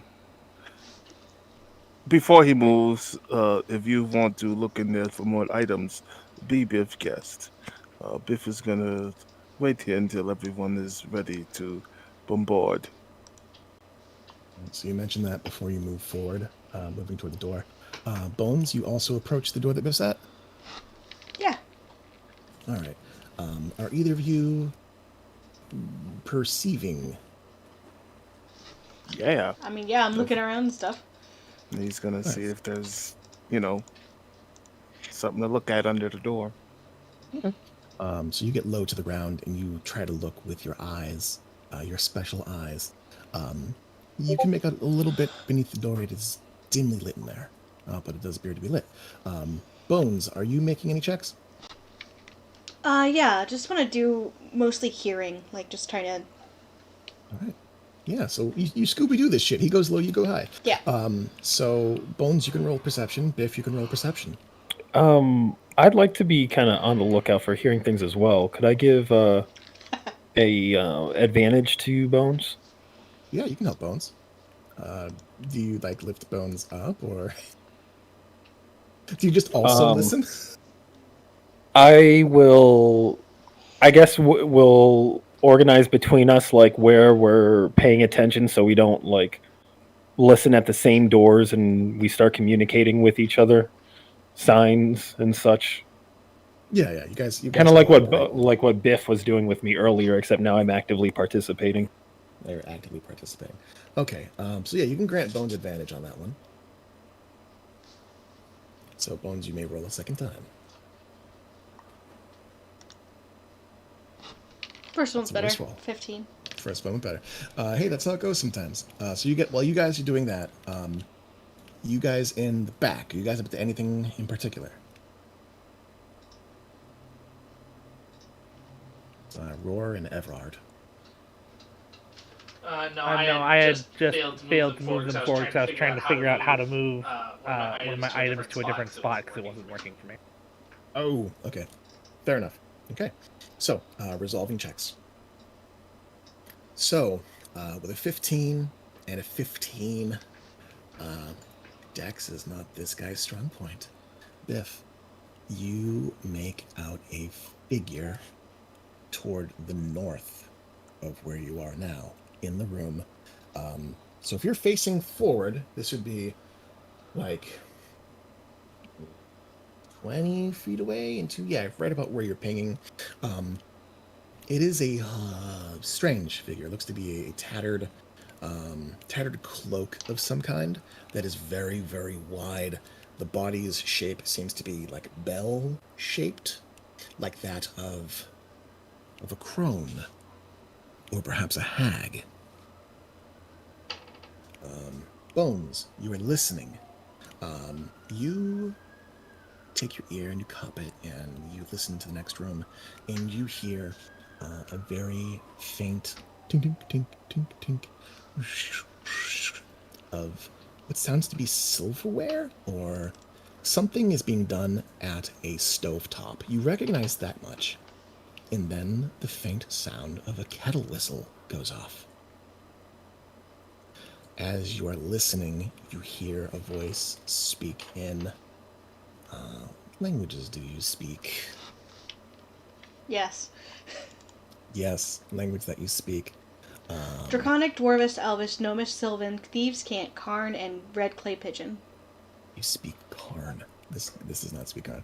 This is how we communicate what we find with each other, through hand signs and Karn. This was Hand signs and Karn. I because I had such a high insight. I was the one doing translations for Karn like half the time. yeah. So you said I should add Karn to my languages list. Absolutely. Absolutely. And then Karn it's a learned legit how to language. talk, but it didn't matter. Yeah, you can still talk Karn for fun. Excellent. So you hear in Sylvan. Yes, I hear you. Shut up. To the kettle, as the kettle cowers. The kettle cowers and stops hissing. You suss out that someone is making a meal. Someone is making himself some food. There is a kettle. There will probably be tea. That's what you get. Someone's in the next room. Someone who speaks Sylvan is in the next room making tea. Someone very big, like. Biff would assume that it is definitely who we are looking for.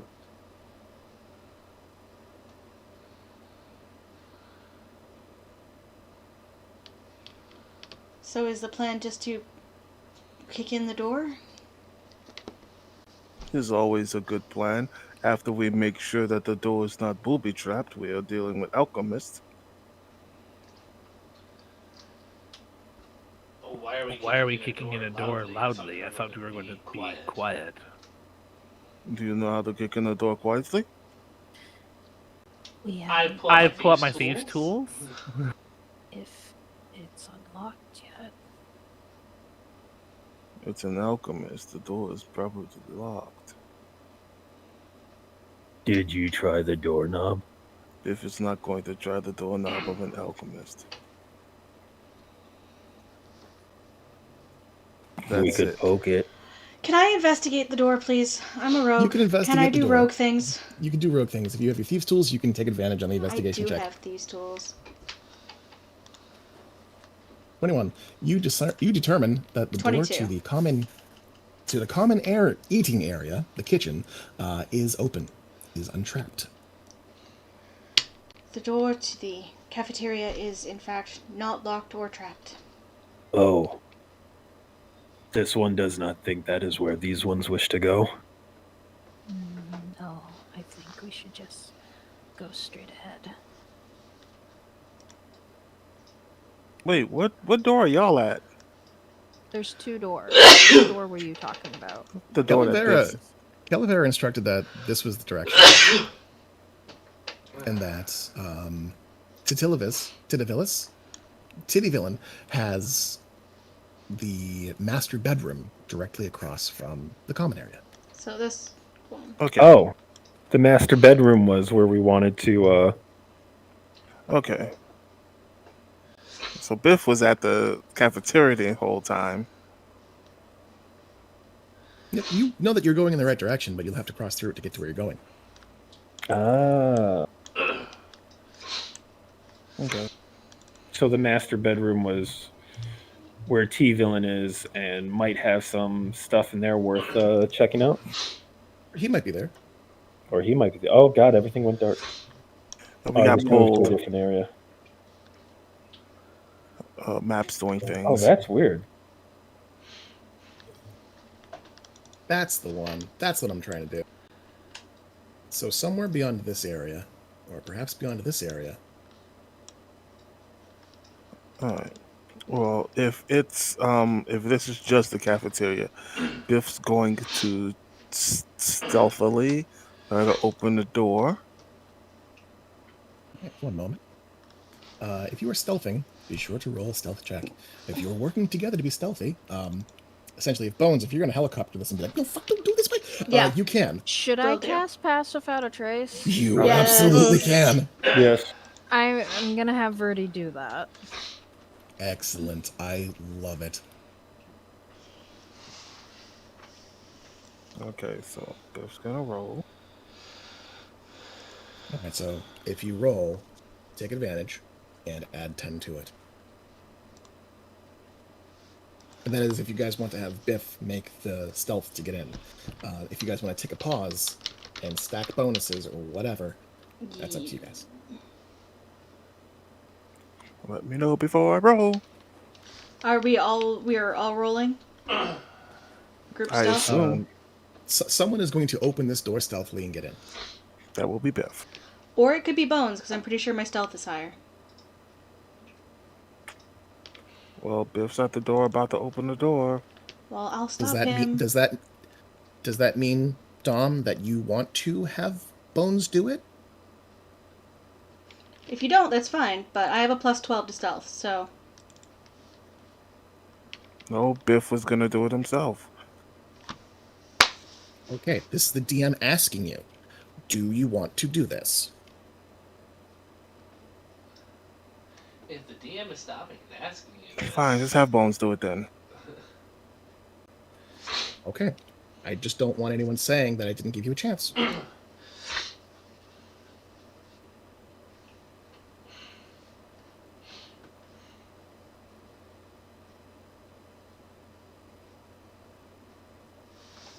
So please place your tokens where you would like to place your tokens. If you decide to have the better stealth check, make it. I will let you roll with advantage, whoever takes it. Add 10 to that check. Verdi has used Pass Without a Trace.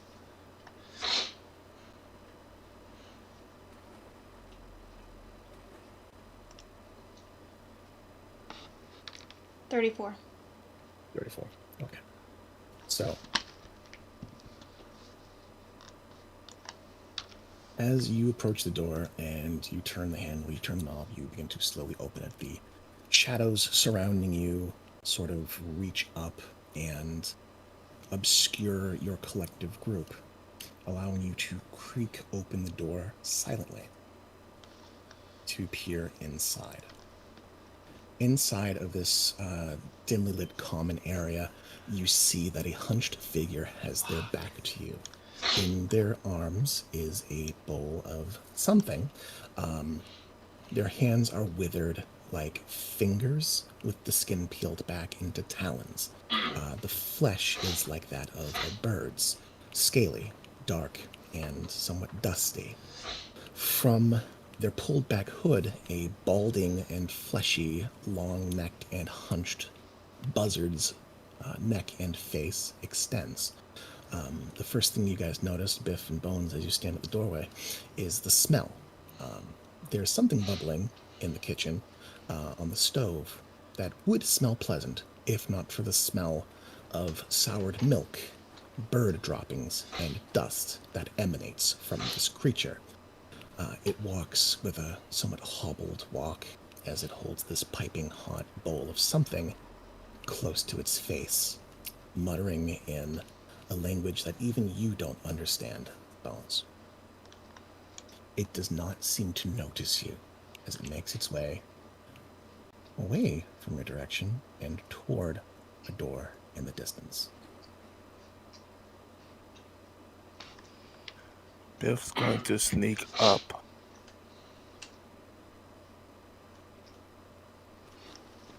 Yeah, he can make that. And grapple from behind to put the creature in a chokehold. Okay. So, you're going to begin and engage. It is 9:40. If this goes south, we're having combat. So, do you guys want to roll for initiative now?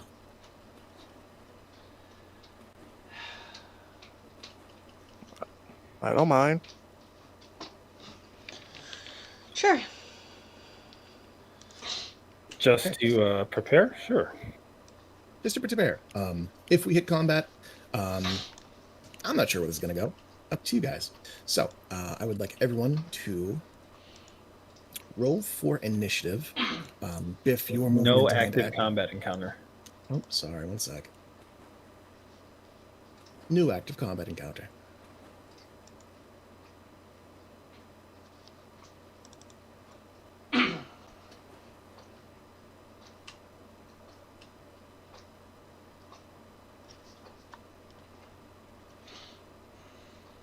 All right, Verdi, please put Natasha on the map.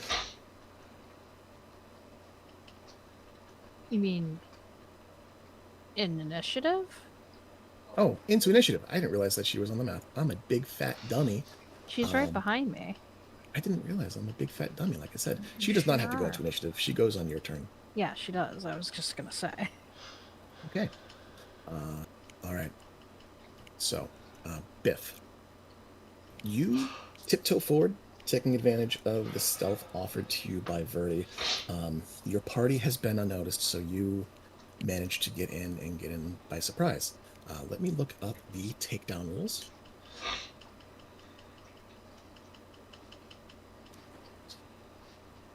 While surprised, the check is at advantage, so you can make... Must be aware of your presence. You must succeed a stealth check versus past perception. You guys made that check. Okay, you have to make an athletics check. You have advantage on this check.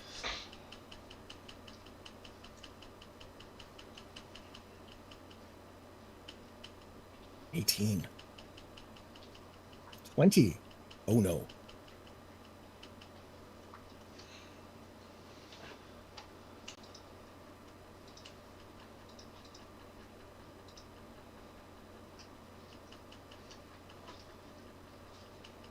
right. He's going to make his check.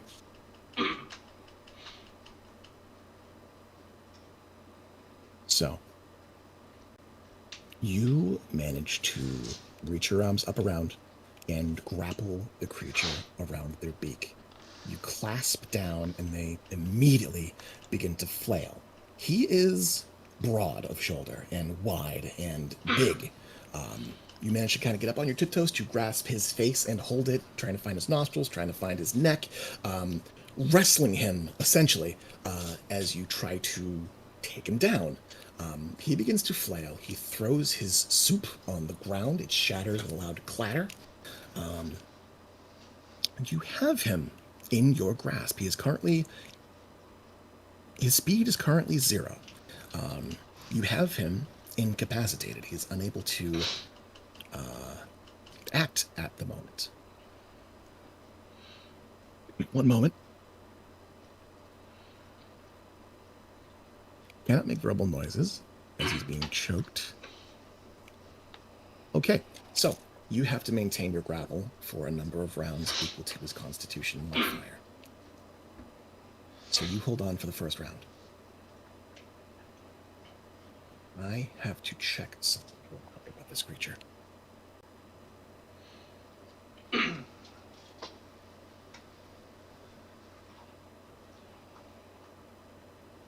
You have got to be kidding me.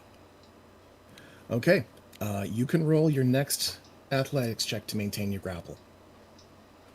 He has a lot of fight left in him. 18. Okay, he's going to roll against that. Okay, so he rolled an 18 on die. He has a -1 to his strength, so you maintain the grapple for one more hold as his feathers flail up in the air and bristle, and he grasps and tries to scratch at you with his claws. He swings about face, placing you behind him, as you maintain your grapple, you guys watch on as this creature is not even occupied looking at the doorway. He's too focused on Biff to really pay attention to the people at the door. Yeah, I'm gonna be like commando, get in. I'm just gonna step to the side, and once everyone is in the doorway, I'm going to close the door and fuck that lock up. You're gonna fuck the lock. Okay, I'm going to anti-lock pick. Anti-lock. All right, you're gonna jimmy the door shut. So once everyone gets inside, you may roll to jimmy the door shut. Sleight of hand. Take advantage. Or roll a thieves' tool check with your double proficiency. Whatever's higher. Take the higher mod. 22. Okay, 22. That door seems to be well and truly jimmied. You think that maybe Gallium could bust through it?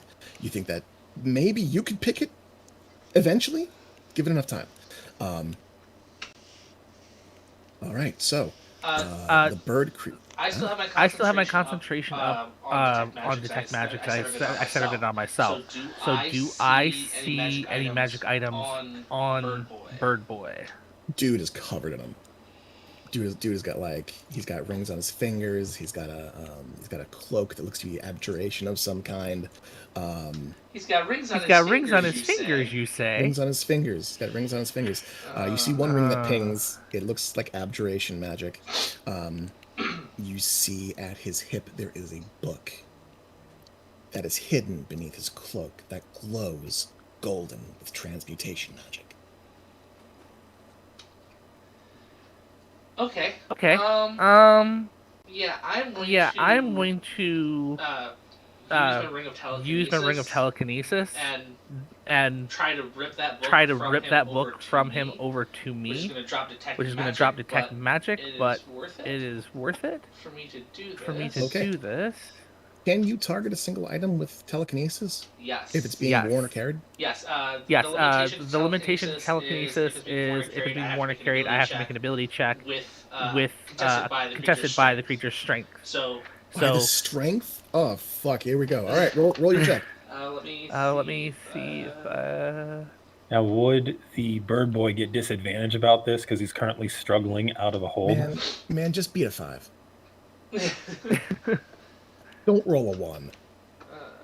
Bird boy doesn't need disadvantage. We have one in the pool just in case. So if you do roll a 1, we can reroll This whole encounter's fucked. And spellcasting ability is proficiency plus my int, right? 8 plus proficiency plus int.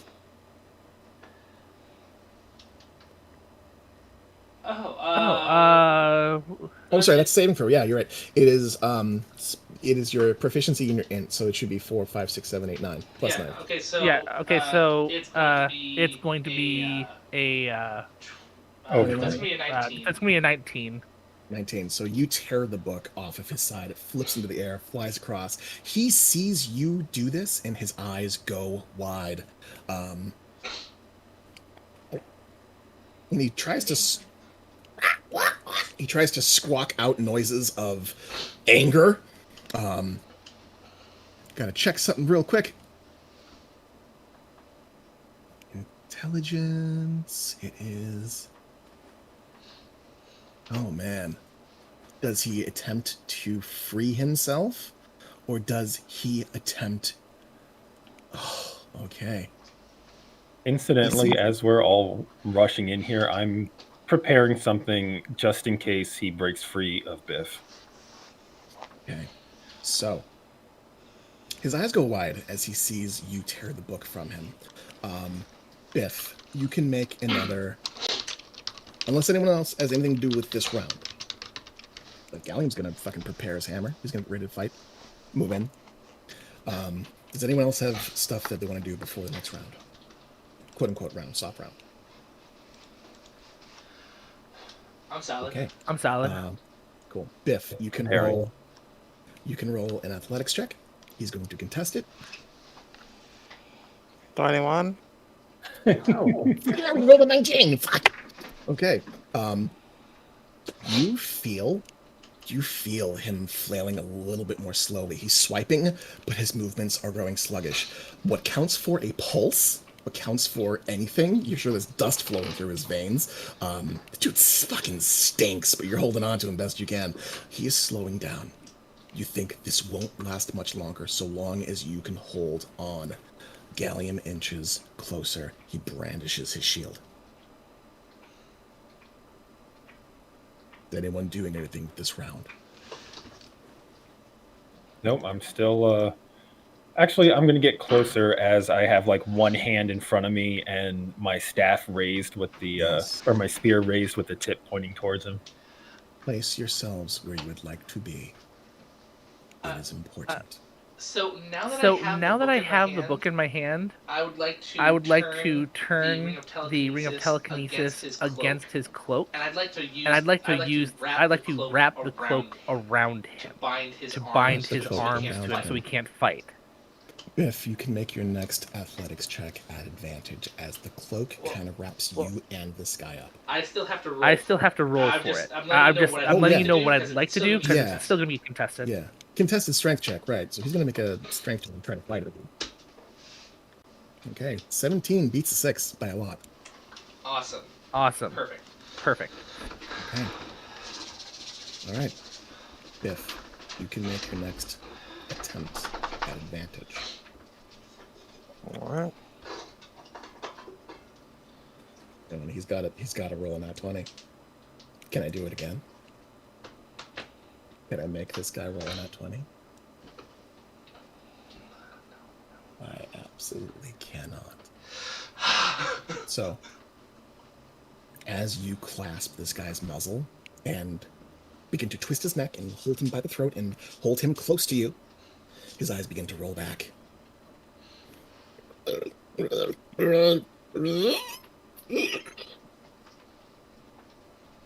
Verdi, you sense something off in the air. Karn, you sense something off in the air. Leah, you sense something weird, and really, all of you are somewhat magically attuned. You all sense the presence of some kind of magic. As in this creature's throes, it grapples and fights for its life as far as it knows. Who is within? Who is within Everyone? 30 feet? Everyone but Leah. Everyone but Leah, yeah. Everyone but Leah. I need you all to make a wisdom saving throw. It is going to be a high DC.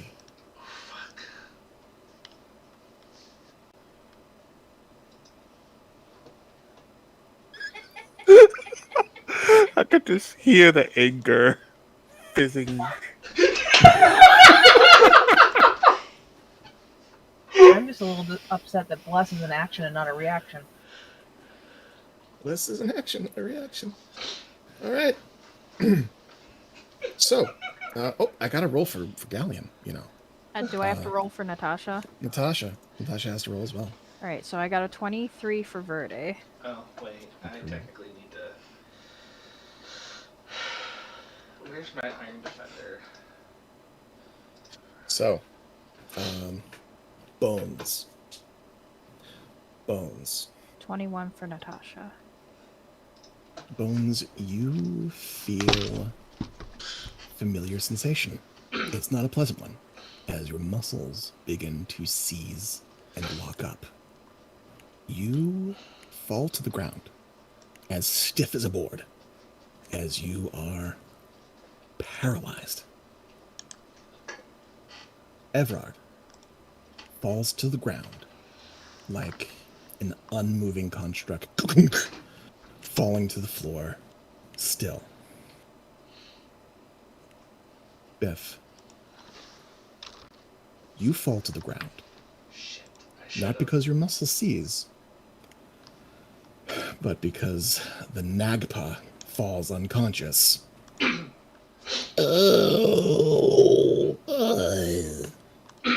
Bloom. His head is sitting in the bowl of steaming stew he had left on the ground. The Nagpa, in a magical powerhouse, an arcanist of incredible merit, a tricky motherfucker meant to put you guys through your paces, is knocked unconscious. Stable on the ground as you pin him.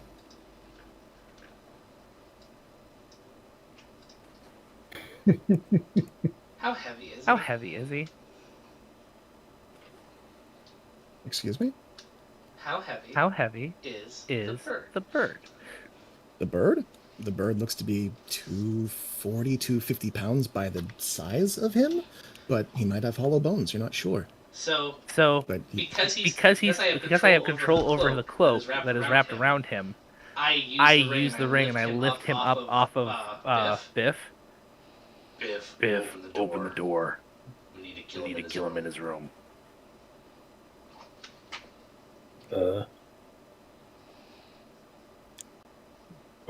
Biff stands up quickly. Biff is not against killing him, but was only planning to put him out and kill Till. If we all agreed, then we will go.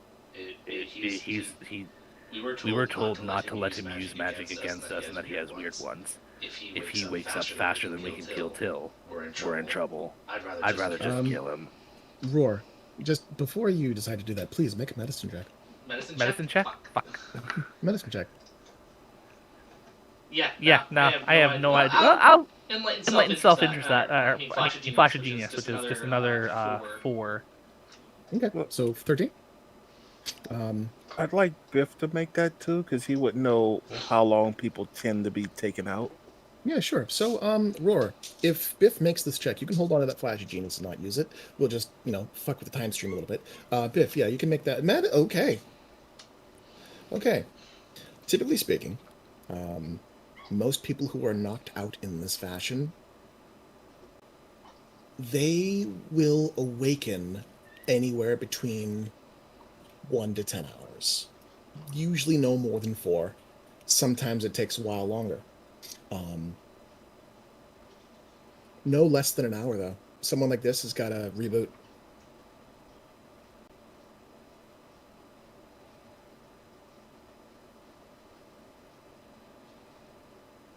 So, knowing that information, Roar, does that change your opinion? Only in one statement. In one stance. Roar would just turn around and go. Roar would just turn around and go. Well, I mean, if we take Till out and we're supposed to investigate here, and the devil is just gonna leave because they're no longer under contract with this fucker. But if you don't want to, I understand. But Biff holds his hand up again. It's not that Biff does not want to. It's simply that Biff wants to be sure of all that we're in agreement. Biff understands that this creature has strong magic, and Biff has gone out of his way to put the creature to sleep, so he does not use it. If we are thinking that it will wake up and immediately come for vengeance, because he has some loyalty to Till, then we should probably be done with him.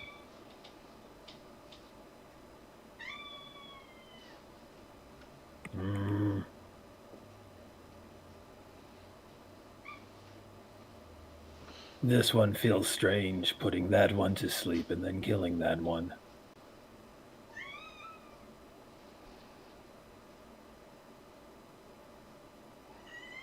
This one could also make it so that that one is easier to move in case we want to. It's already floating up. It's already floating up off the ground, so. Well, there's that too. Do you guys want to take 5 and discuss whether or not you want to off the guy or disarm him? Yeah. All right, I'm gonna use the restroom. You guys can discuss the finer merits of what is and what isn't a lawful action, and I'll come back when I have evacuated the. That's a lot of information that I shouldn't be sharing. Yep. Okay. I've got nothing against killing him. It just kind of feels weird to put him to sleep and then kill him. I understand the ethical dilemma. Roar does not have that ethical dilemma. He's just looking at it as I just took this thing's magic book that is very important to it. We're going to take all of its magic items off of it and we wanted to actually stay and investigate the ziggurat after Karn is fixing also shit, fully on so- board with like stripping him of his gear. Oh, 100%. He loses his Alternatively, gear. we could just tie him up like a turkey and put him in his room. Gag him. So how much? Actually, yeah, if you gag an Arcanist and tie his hands together, he's not going to be able to do much. Perhaps we leave a note hanging up saying, "We don't want you dead, but if you come after us, before we're done, we're going to kill you." Like, give him a very clear warning. Remember how we treated you when we didn't want to kill you. Give him a very clear warning. Don't give us a reason. This was your one freebie. Beaks are a little different than normal mouths, so gagging would not necessarily work. Well, no, Oh, you damn. You tie need a his- bit in the brittle. his beak shut. Tape his beak shut. Yeah, bit and brittle. Yeah. Yeah, that's true. I mean, tying his beak shut, I mean. He can still breathe through his nose, right? Yeah. I don't know how I legit don't know how birds work. They Or got all nostrils. birds. We don't even know. Also, How do have birds to- work? So I will see that chat when done. What's up? I will also be right back. Okay. Okay. I like the idea of binding his beak and hands. Then we can stash him somewhere. I'm really interested how you guys think you're gonna bind his beak when he has a long neck and can actually move his face around. He can move his face around, but he can't move his beak. Yeah, that's Yeah, but a beak is smooth and tapers to a point, which means that he just has to rub his face the right way and he can get it right off. that's why you use a bit and brittle. And do we have a bit in the bridle? You can. Out of all the stuff we've accumulated on our journey, I'm pretty sure we can fashion one. I'm going to say Yeah. that between the lot of you, you have the materials and the know-how to make this happen. Just expend some rope. Or Yeah. if you have more exotic materials, use those.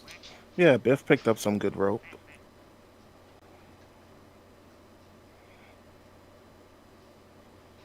How do I have a brass flute? Where did I get a brass flute? Aramag! It was my flute! It was his flute. My song! How could you forget? It was formerly an arcane instrument capable of summoning Aramag. Yeah, I don't know. Just for me, I like the idea of binding and stashing him somewhere. Okay, so we just gotta find a. It feels like less thematic whiplash in regards to sneaking in as demonic OSHA, making friends with everyone, and then stabbing a guy when he's unconscious. Oh, I get it. I get where you're coming from, and I don't want anyone going to bed being like, "Oh man, my character did an evil thing. It was a partner to an evil thing." Go back to the you know, next. Killing a dude in his sleep, even if he is evil, is still an evil act. All right, you can't go back in time and kill Hitler while he's sleeping. You got to slap him awake first, And then shoot him in the mouth. and then shoot him. You got to have a one-liner. Ich bin Berliner. I don't know. Sure. All right. Okay, so it seems like most of the party is more keen on tying the guy up, robbing him of his power to cast magic. Robbing him fucking blind. Fucking blind. Oh, I see you are Mortimer's friend. Okay. So, is everyone... Alicia, are you back? We're not Mortimer's friend, we're Mortimer's competition. Oh, no! Oh, I can't wait for the character arcs. What the... Why the... Alicia, why would you do that? I'm not looking at Genshin anymore. There's too much salmon. Mortimer's competition. I cannot wait for the montage. The rival montage. So we're just waiting for Alicia to get back then. In the meantime, let's roll some dice. Let's roll some dice and let's bring back the music because it's no longer a tense moment. And I'm not scrambling to find boss music.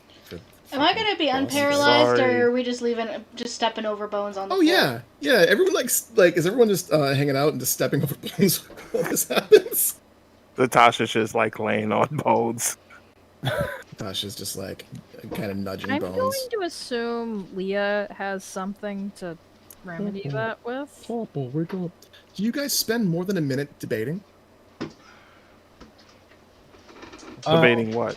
That would make What sense you do as with the the work. characters All right. toss So, yeah. ideas around. Yeah, as the dust settles and the soup goes cold and Leah comes to administer help and people are getting their bearings, Bones and Everard, you guys manage to regain your faculties after that short span of time. I'm sorry, I forgot you were paralyzed. I'm a dumbass. I'm gonna say, Leah will be making a check to see, or did the paralyzation wear off, or Yeah, just passive, you know it's temporary.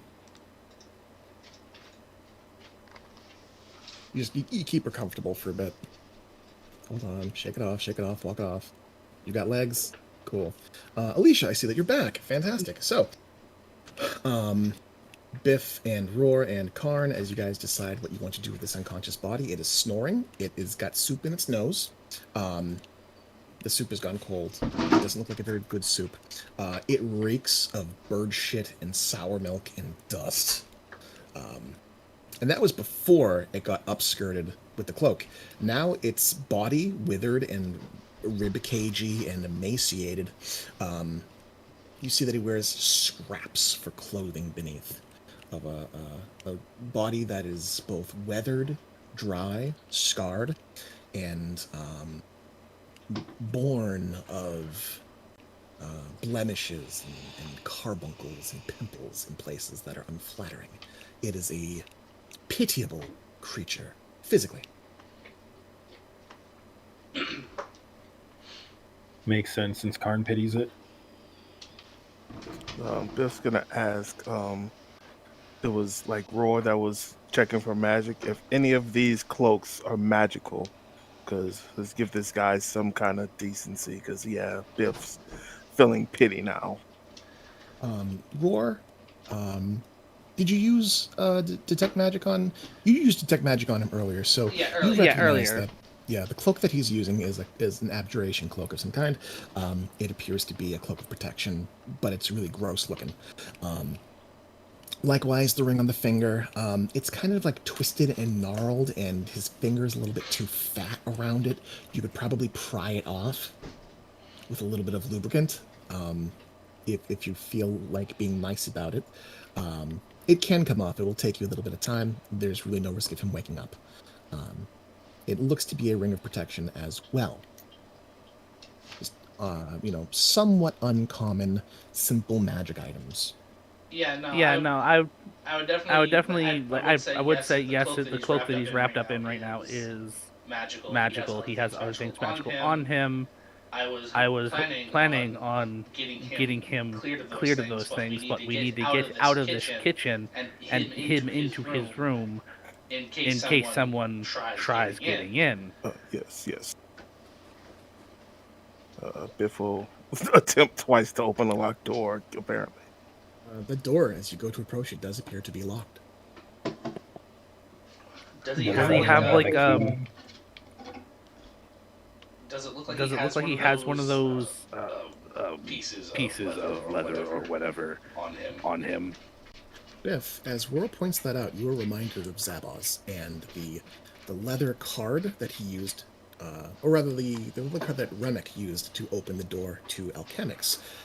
It's a flat piece of pressed leather with some runic etching on it. It does appear as though Stillavis has a couple of those on him, marked with different colors. They're kind of looped to his hip under his cloak.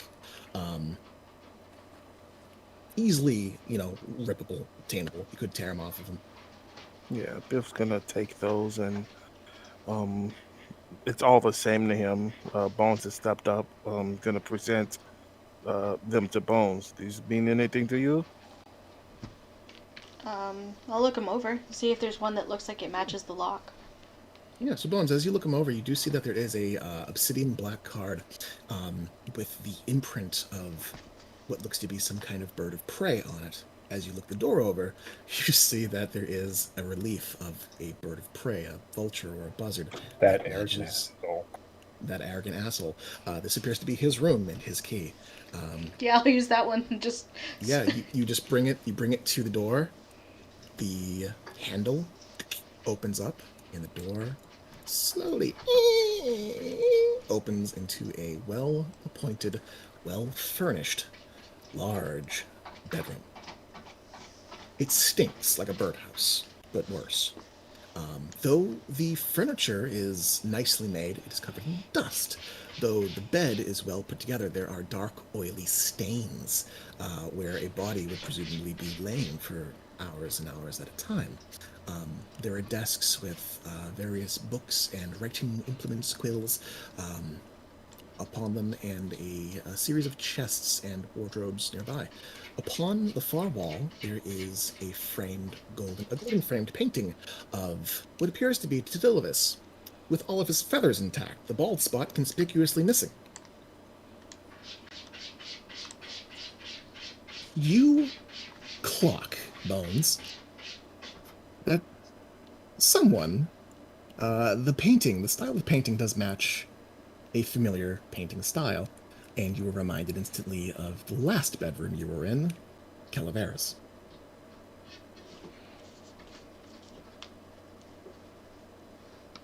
I wonder if they kidnapped a painter. Possibly. So, Biff, I'm gonna have this guy follow you. Yeah. Here we go.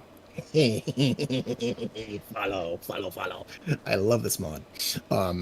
So you bring Titilius in. Do you pop him on the bed? Yeah. For now, he can stay on his bed. So you plop him on the bed, and you relieve him of his cloak. Roar, I assume you relieve him of his ring. Yes. Anything magic that he has that I clocked, I make sure gets removed from him. So something happens as you pull the cloak off of his body. As he is disrobed and left in the rags of his underclothes, the cloak itself transforms, shimmering and whipping as though caught by the wind, and the tatters and the tears and the dust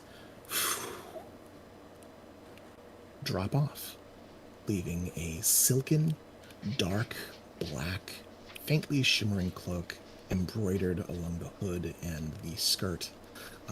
It's a very nice cloak when he's not wearing it, it seems.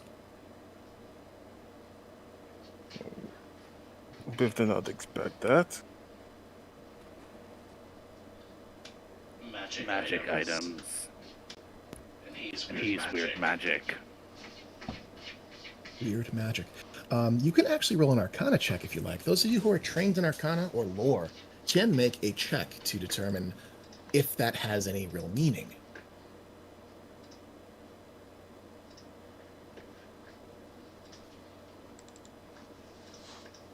Got a 20.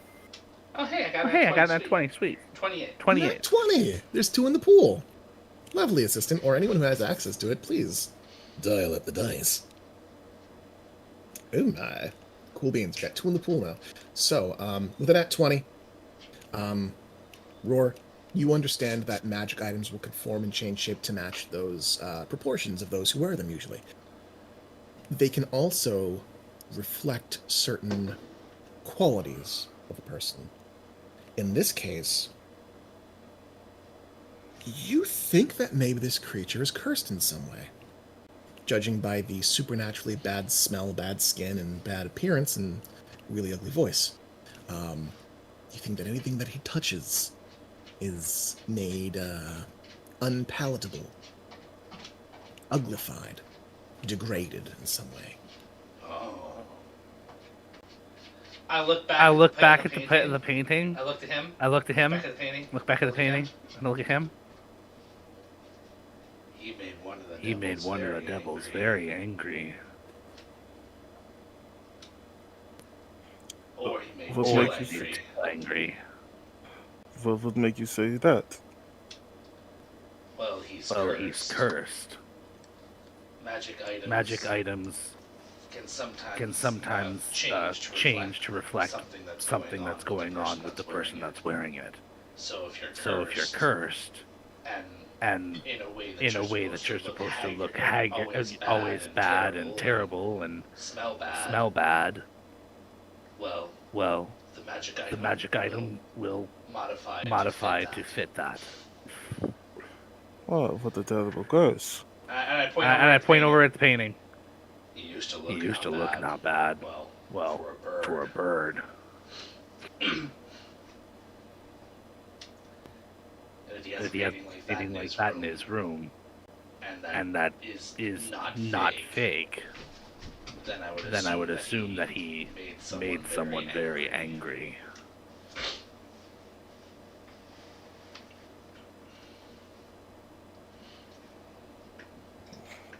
Biff takes a few seconds to think about the devils and demons they've come across. None of them seemed haggard in the same way.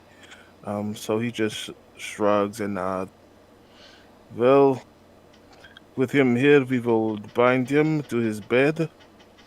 Perhaps we let him know with those writing implements over there that Bones is standing in front of, that he is not to follow us, or we will make his next rest permanent. Also, for my own clarification, the moonstone jewel and everything, that was in Till's room? It's lower down. You believe that it is in Got it. Till's personal quarters. The moon's tier. The moon's tier. He used to He used to be up at the top, and they got taken and they got inside. taken inside. Start at the top, now we at the bottom. Based on the description of that, doesn't sound like it was meant to be literally at the top of the ziggurat to absorb like the moonlight and shit, or? You can imagine it has some kind of meaning along those lines, yeah. Altars like this, temples like this, lunar worship tends to focus on witnessing the moon, seeing the full moon.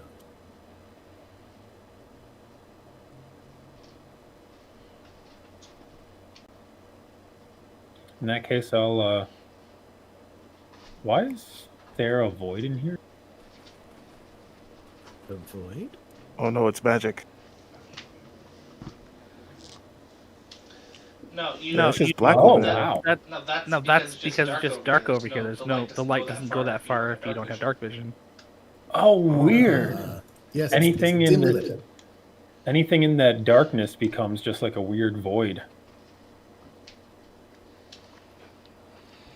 So, you do see that there are a number of lamps keeping the area dimly lit. You can attempt to brighten them. I'm gonna help restrain the guy. Sure.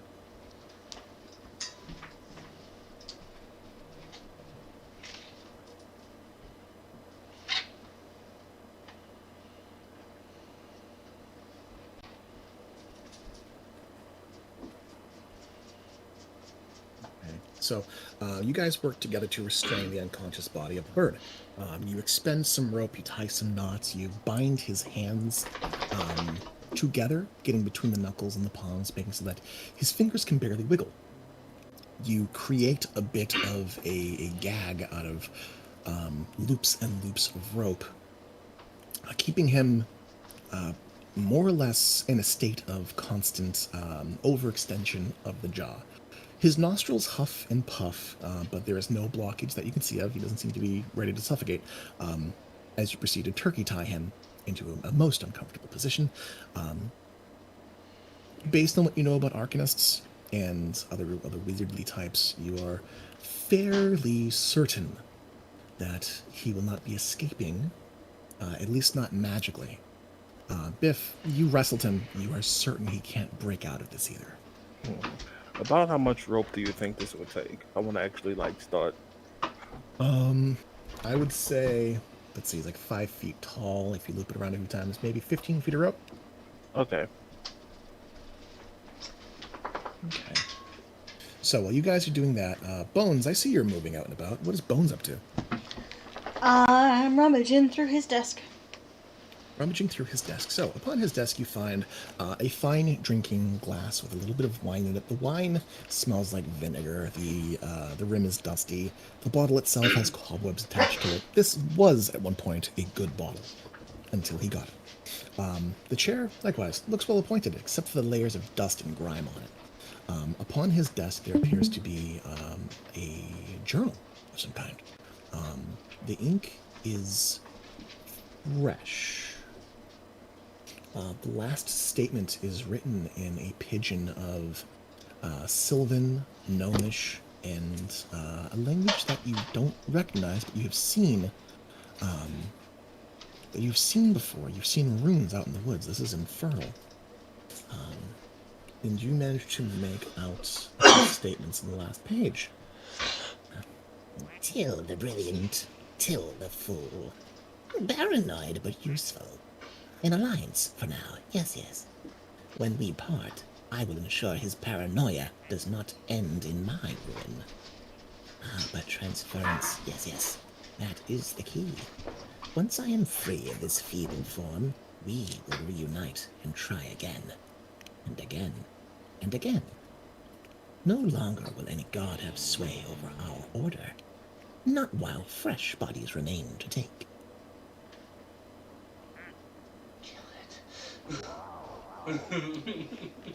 Cool. We definitely need to kill this guy. These ones do. He's What now? super evil. I mean, we can wait till he wakes up, and circle back or something, but he is super evil. Biff moves over to the journal. Or actually, is this while they're tying him up? This is while you're tying him up. You'd be finishing Okay. up as Bones is kind of like. This would be around the time. You would be nearly finished by the time that Bones is like, yeah, this guy has to die. Okay, it's kind of again, Biff does not mind. Kind of. Biff does not mind. This is just kind of spent 15 feet of rope, tied this guy up. Wish Biff knew this before doing it, and he pulls out his silver chain. Jesus Christ. Okay. So he is tied up in the bed, and Bones, you have determined that he has to die. I will stab this fucker in his bed. I don't care. Stab this fucker. I will end him. Make- I'm a rogue. Bones, you have an absurd passive perception. What is your passive perception? 17? 17, I think. 1 moment. Did Bones take Okay. the book with her or leave it on the table? I left it on the table. I'm gonna pick up and start flipping through the pages. And flip through the pages. Just because. So, Bones, while you prepare to get the guy, and Karn, you begin to read, Bones, something catches your eye. In addition to there had been those placards, those little leather sheets on this guy, you see there is a symbol, a metal object of some kind. At first glance, you're like, why the fuck does this guy have a pair of knuckle dusters on him? And then you look it over, and it's like, that's not knuckle dusters. That's something. It's a weird icon, a weird artifact, and do I have the ability to simply show to all players? Why not? Does that show a thing to people? I'm taking that off of him. Yeah. Oh no. Okay. So you pull that off of him. Karn. Gallium, do you recognize this? Gilliam recognizes many things. So are we killing him, or... And he moves over to you. He still has like a hammer in hand. I'm gonna knife him. Biff is going to keep his conscience clean, and you are going to tell me what the fuck this is. Biff Good. could kill him. Biff can kill him. Anyone can kill him. I can't actually read what's in the book since you mentioned it was a pigeon of languages. Karn doesn't speak. It's so a pigeon. It's a pigeon of different languages. There are he's bits just and gonna pieces of common. wander back over to look at the symbol as he pockets the book. There are bits and pieces of common in it, Karn. You do make out that there's alchemical symbols and arrays and theories, and there's talks about dealing with these fuckers on this floor, and how this is like not a dead-end job, but like it's a stepping stone Karn would job. get all that? I thought he couldn't speak the language it's written in. Well, it's like I'm assuming he's going through and looking for common bits, right? He's so evil. This is the stuff in common that I'm getting. You're getting that stuff in common, so like, yeah, maybe that's a little bit more than Karn would get. But you're skimming through pages more and more and more as time goes on. The fuck are we doing? You present the symbol to Gallium, and he's gonna roll and see if you can identify it. And he takes it from you. He looks it over. He shakes his head and he hands it back to you. He does not recognize this. It's a strange symbol. It looks like means something, but neither god nor devil nor demon Gallium does not recognize.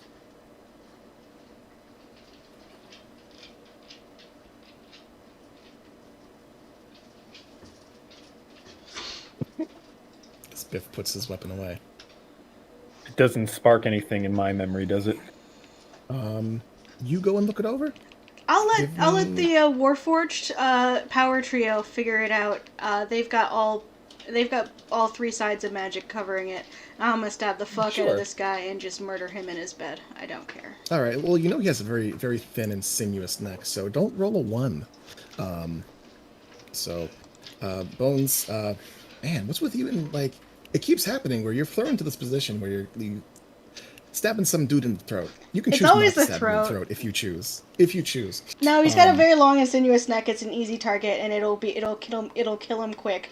Bones is not looking to spatchcock that bird. Yeah, Bones is not looking to be messy. This is a clean done. Clean done. If she'd have the strength, she'd just snap his neck with her hands, but she does not do that. Absolutely. All right. Ew, so 12. Yeah, you can take advantage on that. By the way, because he is prone. This is melee. This is an auto crit. Max. Meanwhile, that's better. That's much better. So as there's this like of sound and grotesque noise, you cut through this dude's throat. There's a gurgle of breath. Momentarily, his eyes open. He looks about. He looks at you. Goes to speak. Can't speak. And wails about a little bit. And it's done. Meanwhile, Karn, you're looking at the symbol. What kind of check would you like to make? History, religion, arcana, or D100?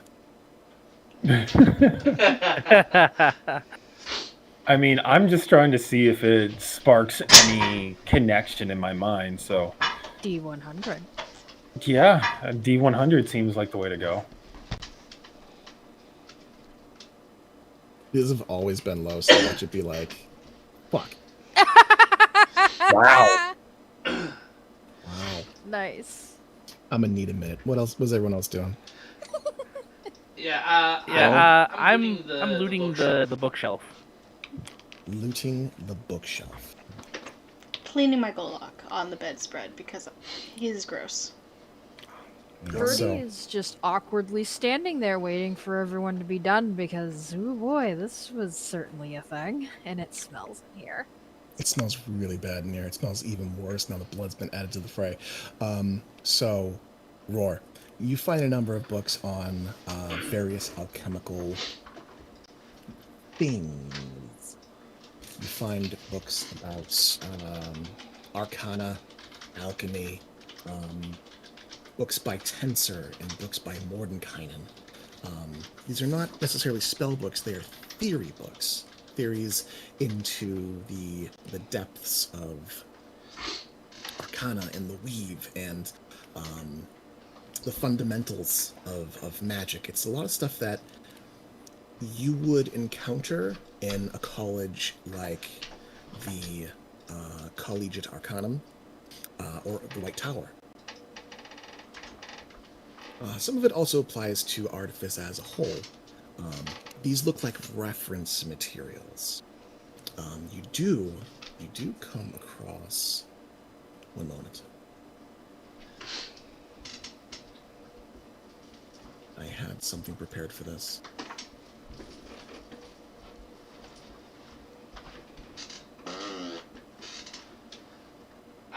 Knowing that Price had been here for a while, and this is kind of like a well-appointed room. I had kind of been on the lookout also to see if there was something possibly left behind that was Price's, but if not, that's fine. Okay. I had this somewhere. One sec.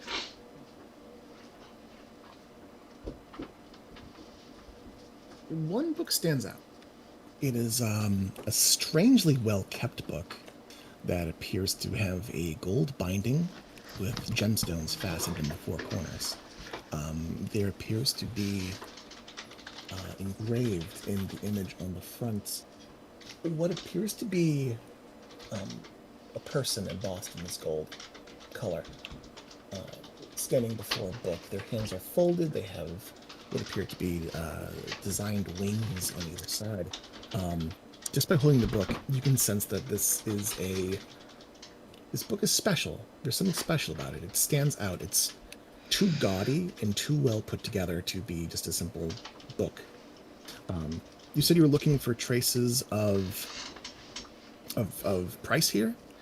It was just like if he had started a research book on alchemy while he was here with Till, and it got left behind, kind of thing. Just because I knew, I found that out. I was like, oh, that's interesting. I have an alchemy sign. He spent time with an alchemist. Maybe some of the stuff got left behind when he ran away. Who knows?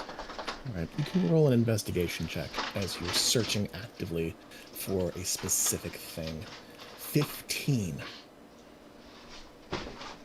You find that there are a number of journals here. There are a number of journals and bits and pieces of alchemical, like shorthand written stuff. You speak what, Sylvan and Draconic and... I don't speak Draconic yet. It's okay. Sylvan, Dwarvish, Common, Celestial. Yep. So in bits and pieces of Sylvan, you do see that there are some references to other books in the facility. See book X, see books Y, and you do see a reference to, basically a footnote to see a book written by a former alchemist in the facility. You don't have a name, but it's referred to as... the person is referred to as the adjunct.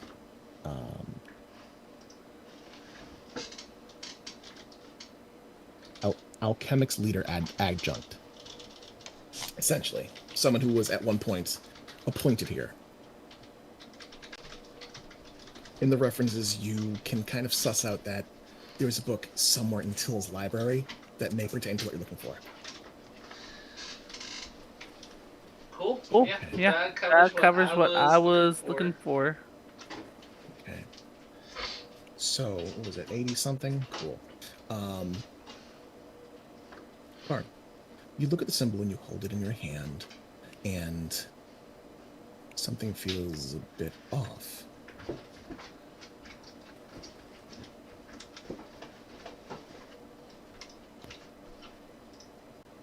It's a sensation in your fingertips, a sensation in your palm, your hand, almost like a tremor, a trembling sensation. As you hold this in your hands and really give it a look, it's not the shape, but the feeling that you feel when you hold it. You stare at it and you feel yourself staring perhaps a bit too long. You are taken back in your mind to a somewhat familiar place. It's a pyramid. The inverse pyramid, the one that leads down into the darkness below, where you had been in one of your previous memories where your kin had worked alongside you, where you had been picked up off the floor, lifted up, by the hand, and thrown back into the fight. Caught off guard, but helped.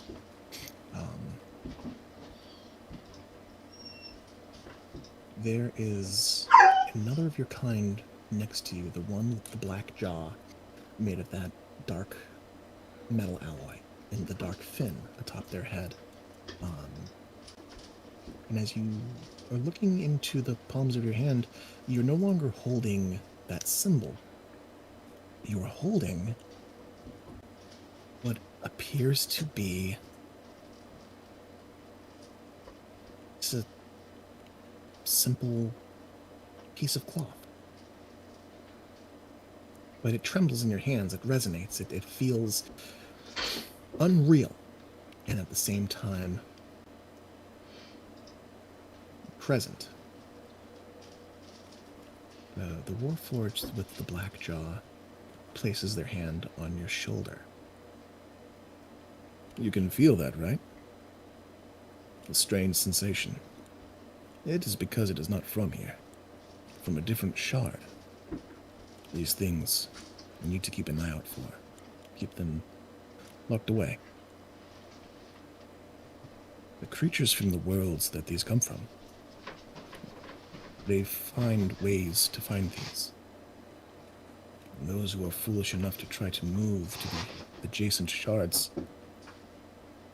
they would want to use this to do just that. On its own, perhaps it is not as dangerous as it seems.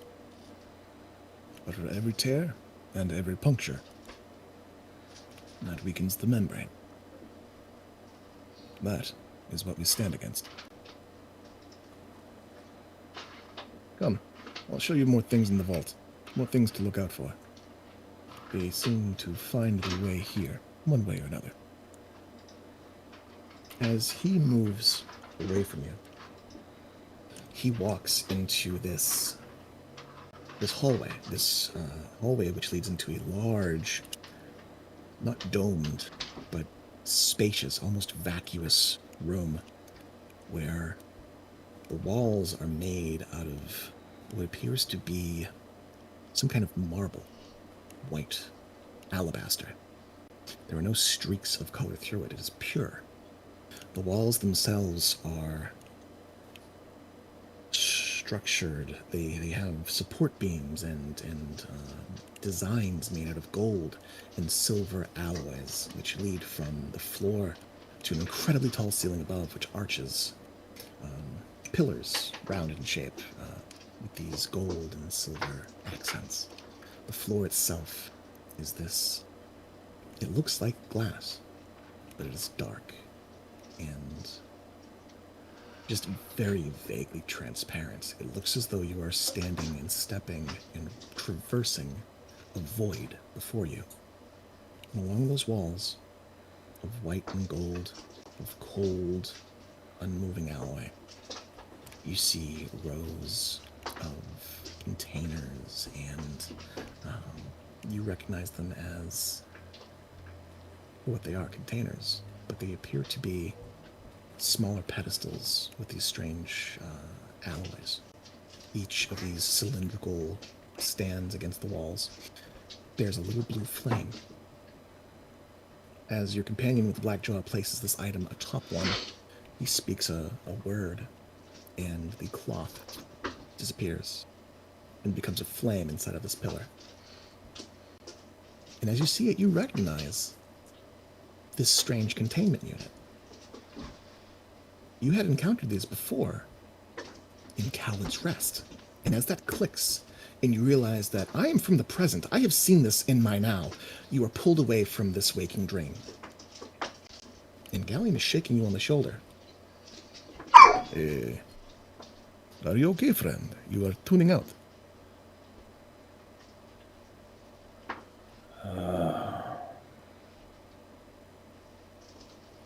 And the symbol in my hand, Was it just like a spark that prompted an unrelated memory? All that happened, or it sparked an unrelated memory. It has the same feeling in your hands. You can't place it. How these two items are connected, but you know that these two items are related in some way. would it be fair to say that with my understanding, it feels as though this item is not from here? You can make that assumption. You can make that jump. There is something strange about this. It is not from here. Bones, that's around the time that you were finished cleaning off your Golux.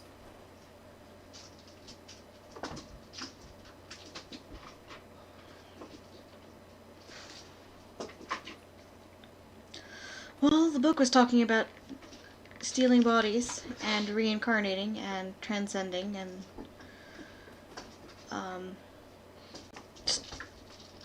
it seemed really bad. And so I'm not surprised that it's not from here. It seems like most things in here are not from here. I tuck it away in my bag. Tuck the item away. I'm going to give this to you as a journal entry so you can look at it. I'll eventually get you an item card, but I only have the journal entry for now. Oh, good.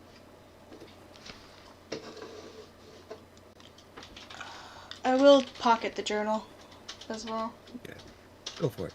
I'm actually going to make it so that all players can observe the symbol found on Titillus.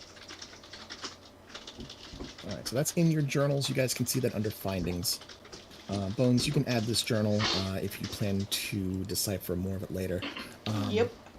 Another cursory glance, basically, you see in stilted language and broken pigeons, bird puns, that this creature is essentially working to get something out of Till and then bail.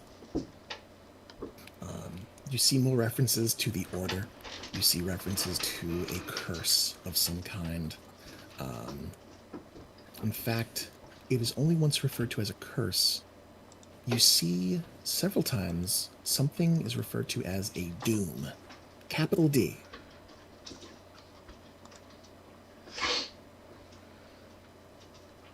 The doom. Our doom. And the like.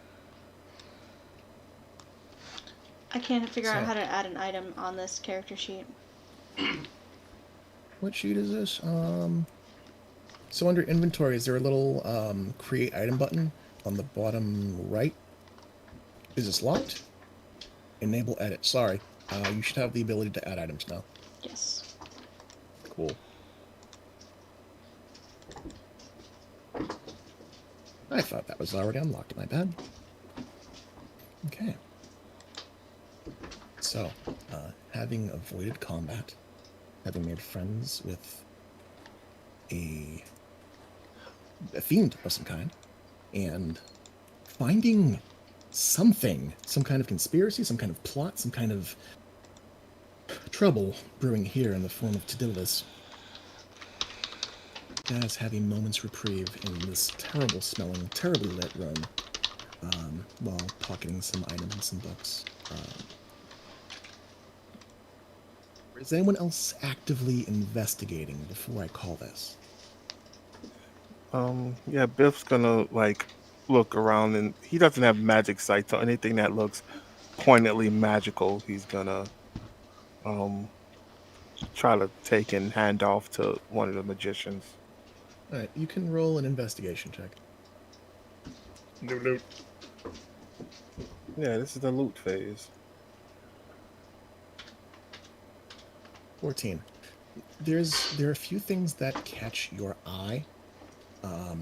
You do find in this corner of the room there is what looks to be a staff, but it is made out of some kind of steel, some kind of orange-colored steel.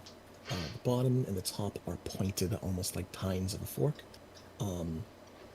It's warm to the touch. The only real thing that clues you in to whether or not it is magical in nature.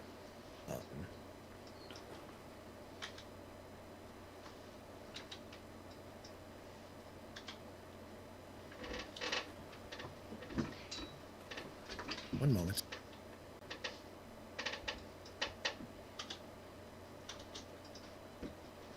Addressing some items.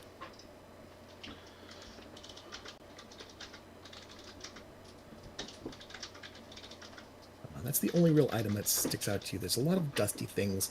There's a lot of dirty things, and there's so much grime in this room that it's hard to believe that anything here could be magical.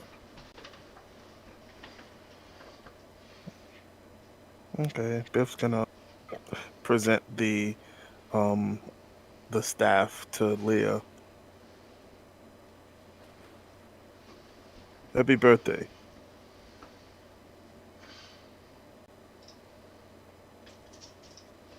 The Arcana check to try to figure out what it is. Yeah, you certainly can.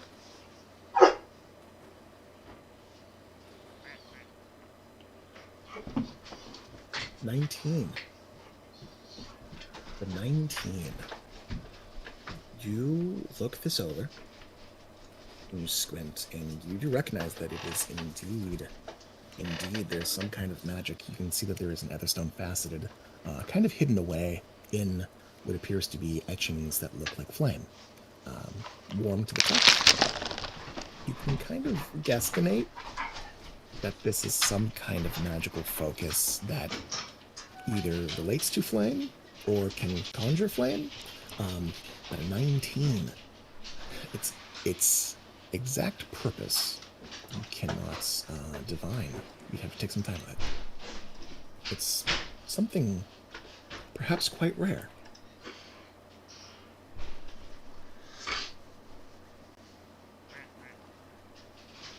I will roll that away for later then. All right. You can add an unidentified staff to your inventory.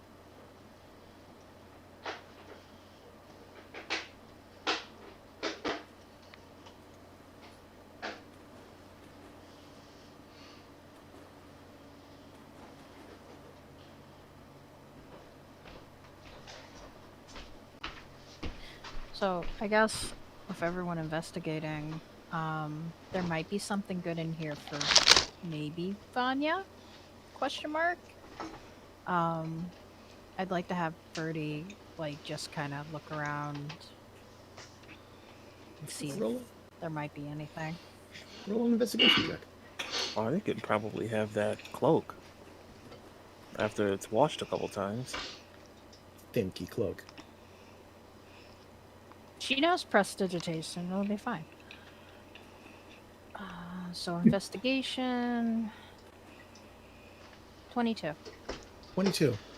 So as others are looking around and checking bookshelves and checking bureaus, you're drawn toward Bones' direction.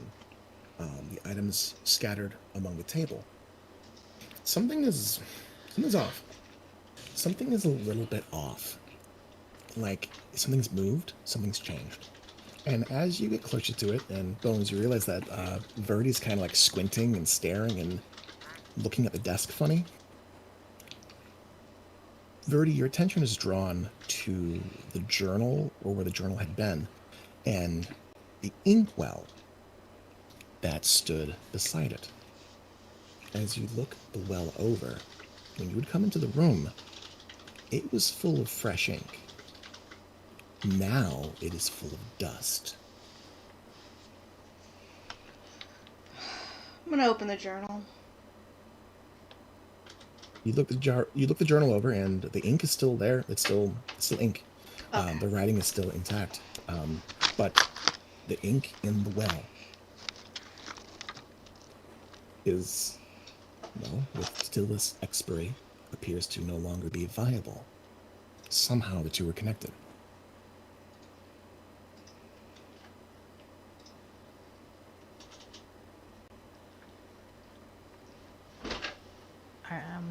I'll pick it up and kind of look it over. You look it over. You glance at it and just roll me like a perception or insight real quick. Insight? Yeah, you can roll insight.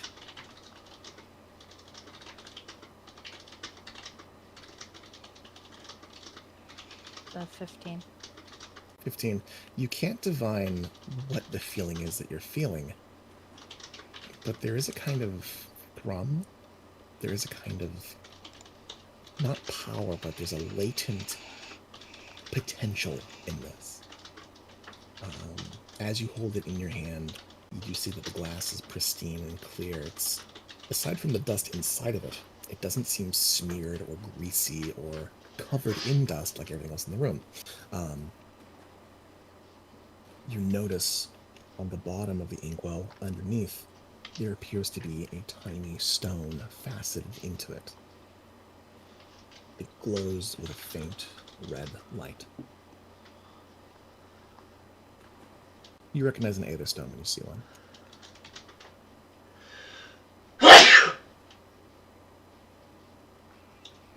Curious. Verdi will, if nobody says anything, Verdi's just gonna put it in his bag. Yoink! You can add an ink vial, magical ink vial of some kind, to your character sheet.